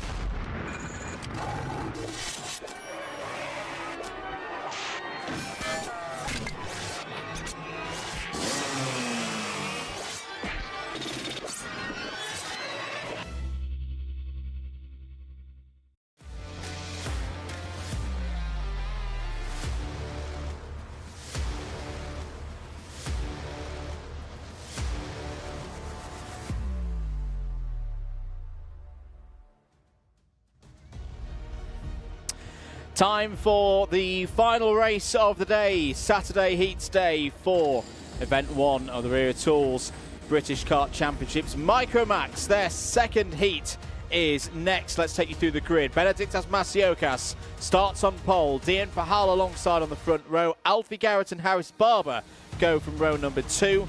LBJ Stubbs and Sebastian Crawford start from row 3. Dimitar Uzanov and Albert Farrow will be looking for good points from row 4. Charlie Page and Ralph Martin complete the top 10 on row 5. Ansel Murray and Dax Farah start on row 6. Ethan Lloyd and Freddie Walker are next on row 7. Otto Amy and Chloe McGill from row 8. Arlo Gamble on British Championships debut starts on row 9 alongside another debutant, Will Wainwright. Max Arments completes the 19 runners, but I don't think Max is out on circuit, so unfortunately we won't see the number 94. We will see 18 drivers in this one. Quick rundown of the IC after one heat. Masiokas, Pahal, Farrow, Page, Uzanov, Stubbs, Barber and Amy. That was your 1 through 8, of course, in heat number 1, and it's again 0 points for the race win, 2 for second, 3 for third, 4 for fourth, etc, etc. Results from this one and the race earlier form the grid for the super heats later on today. We are not green. We are going to go around again for another formation lap here at Warden Law. So, Micromax drivers racing between the year of their 8th birthday and 12 years of age. Racing on the Vega tyres again for this year. A subtly different tyre compound for them to run upon, and conditions in terms of tyres still very good here. It's been dry, it's been reasonably temperature. I won't say warm because we're still in April at the end of the day, but it's not been too hot. We'll go with that, so it means that the track surface is very rubbered in here at Warden Law. Drivers coming through the horseshoe then. Very simple scenario for Masiokas, for the O-plate holder. Win this race, it's pole position for the Superheat tomorrow. No championship points at this stage. The first amount of championship points comes after the Superheats tomorrow, but this is still an important one for deciding where these drivers will be in that FIC. We are away and racing for 10 minutes plus 1 lap. Good start from Masiokas. Pahal checks across to hold P2 in the very early stages of this second heat for Micromax UK. They're all through the first 2 or 3 corners. Can they make it out of the dogleg? Yes, they can. Good start from our Micromax UK drivers. Good mix of competitors returning to the Wera Tools British Kart Championships, and some new ones, some new faces out there on circuit to keep an eye on. This is a very quick start though from Masiokas. Very good indeed for SFR Motorsport. Down the inside goes Harris Barber. Interesting to watch Harris Barber in this race, because those who were with us for the first of the heats for Micromax UK will remember that Harris had a bit of a hold-up in the early stages of that first heat, but had good race pace through the rest of it and was able to come back through the field. This is a much better start for Harris Barber. Through into third past Alfie Garrett a few moments ago. Could we see Harris Barber be the driver to race through and challenge Benedictas Masiokas? Because right now, Benedictas just seems to have a bit extra versus the rest of this field. It's holding the gap at half a second right now. Good scrap there. That's Ansel Murray going through past Dimitar Uzanov in the number 62. Charlie Page is at the front of this group as well. So I think Charlie Page is up to P9 now in all of that. Is indeed.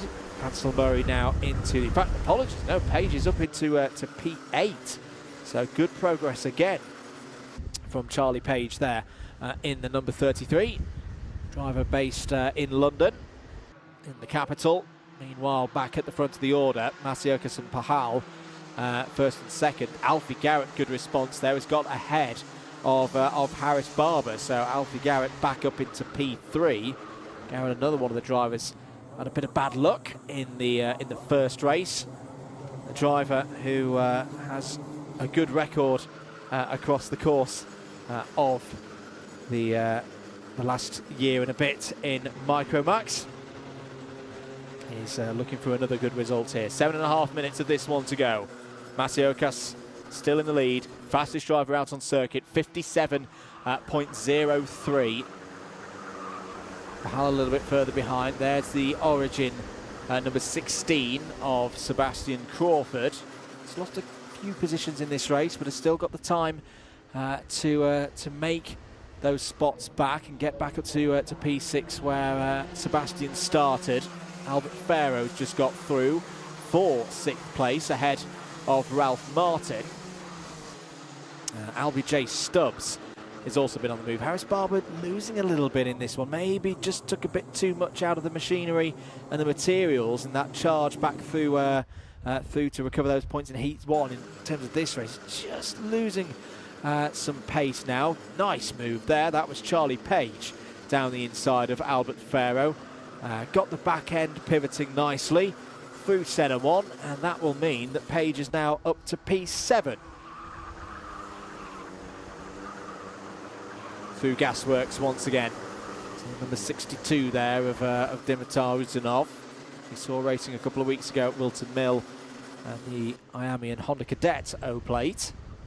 He's racing here in Micromax and giving it a good go indeed, trying to break up there into the top 10. There's been a problem there for Dimitar. Oh, just as we say, he was trying to break up into the top 10 for Dimitar Uzanov. Of course, the commentator, Uzanov now down to P18.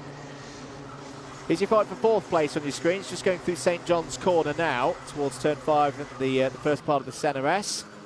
Riding the bumps, LBJ Stubbs ahead of Harris Barber. What's the pace like last time around? 56.7s for Stubbs and Barber. The problem for them, though, is that the fastest driver on circuit is directly ahead of him, so they're not really closing in on Alfie Garrett right now. 56.6 last time around, very evenly matched. Credit to all the preparation by Rotax, by Jack Rotax, as well as the distributor, of course, for the engines. All of the top 5 on pace within a 1/10 of a second of each other right now. That's a lightning lap, though, from Charlie Page. My goodness me, 56.31 for Charlie Page. And has closed up to Ralph Martin. Now you just see Charlie there with a yellowish green top of his race lid. Ralph Martin in that number 32 for Strawberry Racing. Second of those Strawberry Racing runners on the road right now. 4.5 minutes to go. Masiokas leading by 3/4 of a second now. Dean Pahal looking good for a second place of the day. So in terms of intermediate classification, Masiokas would be your leader overnight, of course, virtue of 2 first places. Pahal would be a strong second. LBJ Stubbs right now is holding on to 3rd, but only by 1 point. So the driver, the number 99 here, can hold off those 3 drivers behind. Barber, Martin and Page. Could be an inside of row number 2 start for the Superheat tomorrow here on the cards for LBJ Stubbs, who had a great performance 2 weeks ago. Oh, beautiful again from Charlie Page. Wind up the replay machine on that one, down the inside as the Strawberry Racing boys fight over 6th place now. But Charlie Page, we said earlier, his ability to get the rear axle pivoting round and through hairpin 1, magnificent indeed, as Sebastian Crawford down the inside of Albert Farrow for a moment there. But Charlie Page, P5 now for the privateer runner, up 4 places in this race, and that's one will definitely go in the highlights reels of overtakes here this weekend at Warden Law.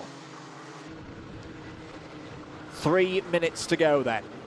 Masioka still leading, just edging that gap out to 0.8 of a second. Not a big problem though, I think, for Dean Pahal. I think if you'd offered Dean Pahal a couple of second places at the start of today, that would be a set of results warmly welcomed by Pahal and the RCE team. Page is not done, by the way. Page is now closing in on LBJ Stubbs for P4. Stubbs still in the top 4, but in fact Page's progress has moved Charlie up to P3 in the intermediate classification right now. So Charlie Page will be on the inside of row number 2. despite Stubbs not losing any further positions, still there in 4th place. Be a bit of a charge for Page to get up to the first row. There's a gap of 5 points in the intermediate classification right now between Pahal and Page. Other changes to report. Freddie Walker and Dimitar Uzanov have gained positions, 15th and 16th places respectively. Unfortunately for Chloe McGill, having a tougher race out there. Is still circulating, still part of the main pack, but is now 17th. Meanwhile, Charlie Page, is there going to be an opportunity? He's looking down the inside into Gasworks. Another lovely move from Charlie Page up to P4. We'll go from 9 points in the standings to 8. Stubbs will go from 10 to 11 with that. Now I wonder, will Stubbs... yes, Stubbs will still be ahead of Albert Farrow. A tiebreaker situation now on 11 points, but of course Stubbs a little bit better in times qualifying earlier on today than Farrow. So Masiokas, Pahal, Page, Stubbs, Farrow currently top 5 in the intermediate classification. Alfie Garrett with this 3rd place would still be outside of the top 8 in the intermediate classification, but would surely be moving a long way up the order after the incident we saw for Garrett earlier on in the day. To remind myself where Garrett was classified in the NEA P18 for Alfie Garrett and MLC Motorsport. They're still with a shout, though. They've got the good race pace as well, which is a good sign ahead of those super heats and finals tomorrow, which you will be able to watch, of course, on the Karting UK and Alpha Live platform of YouTube channels. If you've not subscribed already to both of those channels, please do so. Please lend us your support. Couldn't do it without you. 20 seconds of this one to go, though. Masiokas comfortable again. 1.3 seconds clear of Pahal. Alfie Garrett P3. Charlie Page P4. I think that's how they'll bring this one home. Alfie Garrett doing a good job here to hold off the charge of Page. 56.37 last time around for Page. So the pace is still there. I just think Page is going to run out of laps here to close in and overtake Alfie Garrett, but it could be wrong. It went wrong many times before. Benediktas Masiokas, though, what a bit of form the Lithuanian driver is in. Takes the final lap board, won the O-Plate, won the first heat earlier on today. This is a really, really strong run of form for Masiokas and the SFR Motorsport team. Had pole position, of course, in time qualifying earlier today. Quite a few in the Micromax UK ranks are going to be thinking long and hard through the night as to how they are going to be able to overhaul Benediktas Masiokas. Not impossible, of course. Tomorrow's a new day. And heats very different to finals, of course. Heats very different to super heats. The super heats often race like a pre-final. But that can all be for tomorrow. Benediktas Masiokas out of the final corner, makes it 2 from 2, books that position at the front of the field for the super heat in Micromax UK tomorrow. We'll be joined once again on the front row by Dean Pahal. A great day for Dean Pahal. 2 second places for Dean. Alfie Garrett P3, Charlie Page P4. That result moves Page up the intermediate classification and onto the inside of row number 2 for the super heat tomorrow. LBJ Stubbs will join Page on that second row with that 5th place in that one. The rest of the drivers filing in, having had a very, very good day through their free practices, their quali simulations, their qualifying practice and these 2 heats. Will Wainwright there, one of our rookies, came home after those 12 laps. That's your provisional order then. Masiokas, Pahal, Garrett, Page, Stubbs, your top 5. Harris Barber, not quite the same level of race pace that we saw from Harris in the first race, but still some good points, P6. Ralph Martin, 7th. 8th for Albert Farrow. 9th for Sebastian Crawford. Dax Farah in the top 10 there. One of the biggest movers in that race was Otto Amy. 4 places gained for Otto, up to P11. Ansel Murray, Ethan Lloyd, Arlo Gamble, Dimitar Uzunov, all in the top 15. Freddie Walker, Chloe McGill and Will Wainwright, the last of the 18 drivers who started the race. All of them finished. There was a non-start, unfortunately, for the number 94 of Max Armit. Just to go over again the order for the IC. Benedictas 0, Pahal 4, Page 8. Stubbs and Pharaoh both on 11, but Stubbs takes 4th place, virtue of the tiebreaker. Barber on 13, Farah and Amy both on 19. Let's have a look at some of the highlights then of the last race of the day. Do stick around in the paddock. We'll have the paddock show filming in due course. And I've been joined as well by you-know-who. He's made it to us here at the circuit. These highlights, though, for Microax UK. That was a bright start from Harris Barber. I really thought that we might see Harris Barber fire through from 3rd, but it wasn't quite to be on this occasion. Some good scraps in the midfield. Charlie Page coming through as well. That was Ralph Martin overtaking Albert Pharaoh for a position inside the top 10. But Benedictas Masiokas was leading all the time. This was the reverse angle. That amazing double move by Charlie Page, or one move that got 2 places for the price of 1, with Page on the way to P4. Good scrap as well between the 2 Strawberry runners, Harris Barber and Ralph Martin. In the end, Harris Barber finished the race quite strongly, actually did Harris, so getting ahead of Ralph Martin there for P6. But there would be no beating Benedictas Masiokas today, and there was another move from Charlie Page down the inside of Albie J. Stubbs for P4. But Masiokas, a perfect day. Pole through timed qualifying, 2 heat wins from 2. Dian Pahal also strong there in 2nd place across the course of the day. Alfie Garrett in 3rd. So things wind down here at Warden Law for all of our heats. Do hope you've enjoyed the coverage. If you've enjoyed the comms, that Andrew Mellor commentary on social media and all the like. We are back tomorrow, of course. First race goes off. We've got a few more heats to go. So Minimax's 3rd heat, the A versus B heat, will be at 10:10 tomorrow. 10:30 for the seniors, 10:50 for the Hondas. So we will go live at 10 a.m. here in North East England. We'll then go into all of those super heats, running us through from 11:10 to 1:30.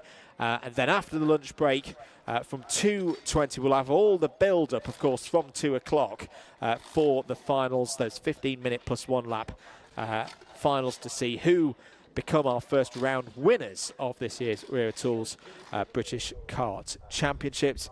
But that's all we've got time for here today. Who we're going to see on the top step of those podiums, we'll find out tomorrow. Stick around in the paddock as well for the paddock show. That'll be up on the Karting UK YouTube channel later on tonight at 8 p.m. But for us all here at Warden Law, thank you very much for joining us.